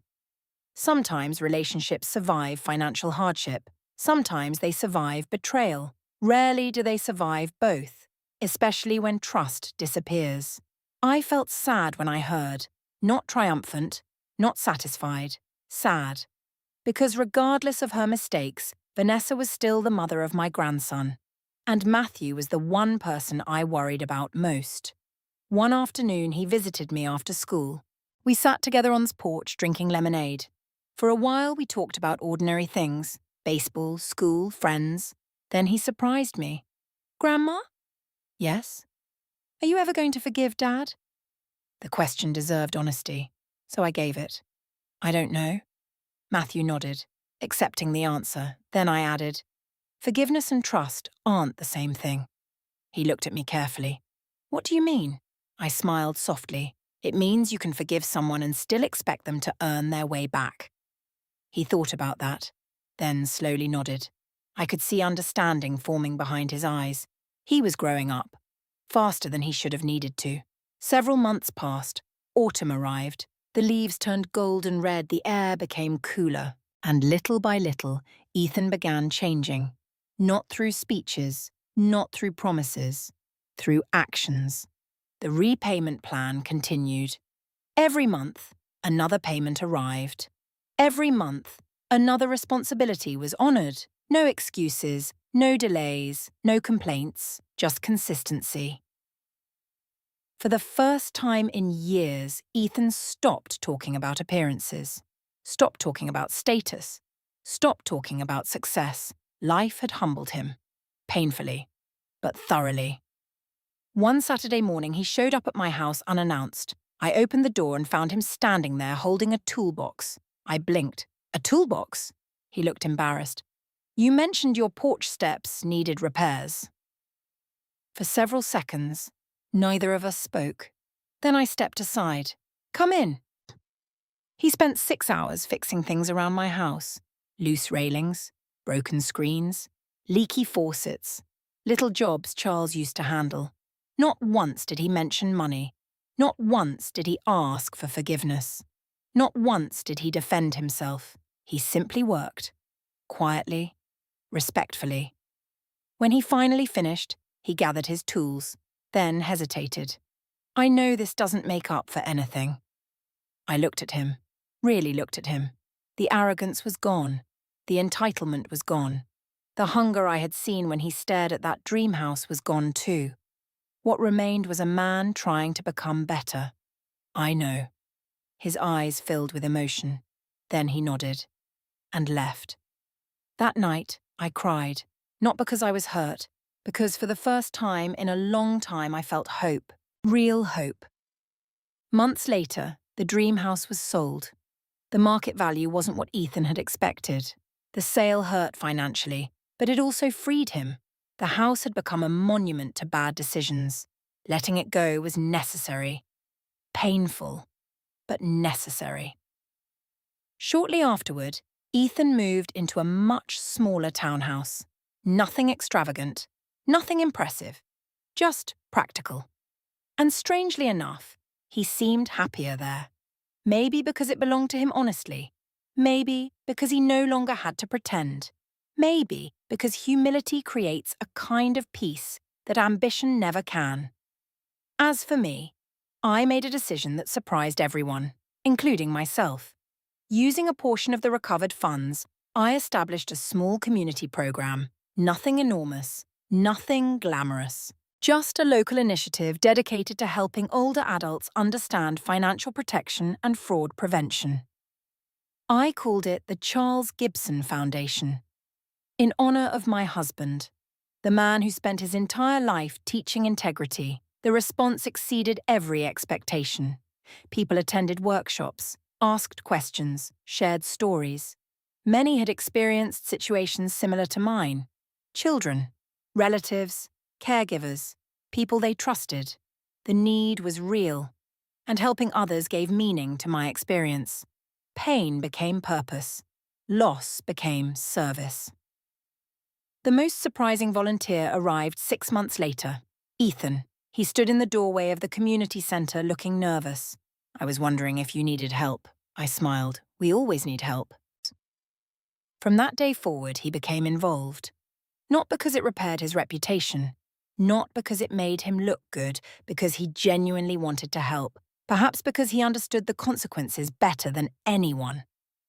One afternoon, after a workshop ended, we found ourselves sitting together. Just the two of us, watching people leave. The room felt peaceful, comfortable.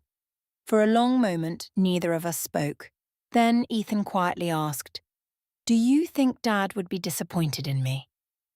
The question broke my heart, because I knew how long he had carried it. I thought carefully before answering. Then I smiled softly. "I think your father would be disappointed by what you did." Ethan lowered his eyes. "But," his head lifted. I continued, "I think he'd be proud of the man you're trying to become." Tears filled his eyes. Mine too. Neither of us tried to hide them. Because healing isn't about pretending pain never happened. It's about choosing what comes next. And in that moment, I realized something. Friday night had never been about revenge. Not really. It wasn't about humiliation. It wasn't about punishment. It wasn't even about the money. It was about truth. Because families built on lies eventually collapse. But families willing to face truth, even painful truth, still have a chance. Not a guarantee. A chance. And sometimes a chance is enough. My son took my savings to buy his dream house. That part of the story is true. But it's not how the story ends. The story ends with accountability, growth, humility, and the difficult, beautiful process of earning trust back one honest day at a time. Life lesson. If there's one lesson I've learned from this experience, it's that love without boundaries is not kindness. For many years, I believed being a good mother meant always protecting my child, always understanding, always giving one more chance. But real love requires honesty. Real love requires accountability. And sometimes, the most loving thing you can do is refuse to participate in someone else's bad decisions. Trust is one of the most valuable things we ever give another person. It takes years to build and only moments to break. When trust is damaged, healing is possible, but only when truth comes first. Not excuses, not blame, not avoidance. Truth. I also learned that age does not make us powerless. Too many older adults believe they must stay silent to keep the peace, and too many feel pressured to accept disrespect from family because they fear conflict. But dignity matters. Self-respect matters. Your voice matters. Most importantly, people can change, but only after they stop running from consequences. Growth begins where excuses end. If you're watching this and you've ever been betrayed by someone you loved, remember this: their choices do not define your worth. Your kindness is not weakness. Your forgiveness is not surrender. And standing up for yourself does not mean you love your family any less. I'd love to hear your thoughts. What would you have done if you were in Harper's position? Could you forgive Ethan? Or would the betrayal be too difficult to overcome? Share your opinion in the comments below. If this story touched your heart, don't forget to like this video and subscribe for more emotional family stories. And before you go, tell us where you're watching from and what time it is in your part of the world. I read as many comments as I can, and I always love hearing from you.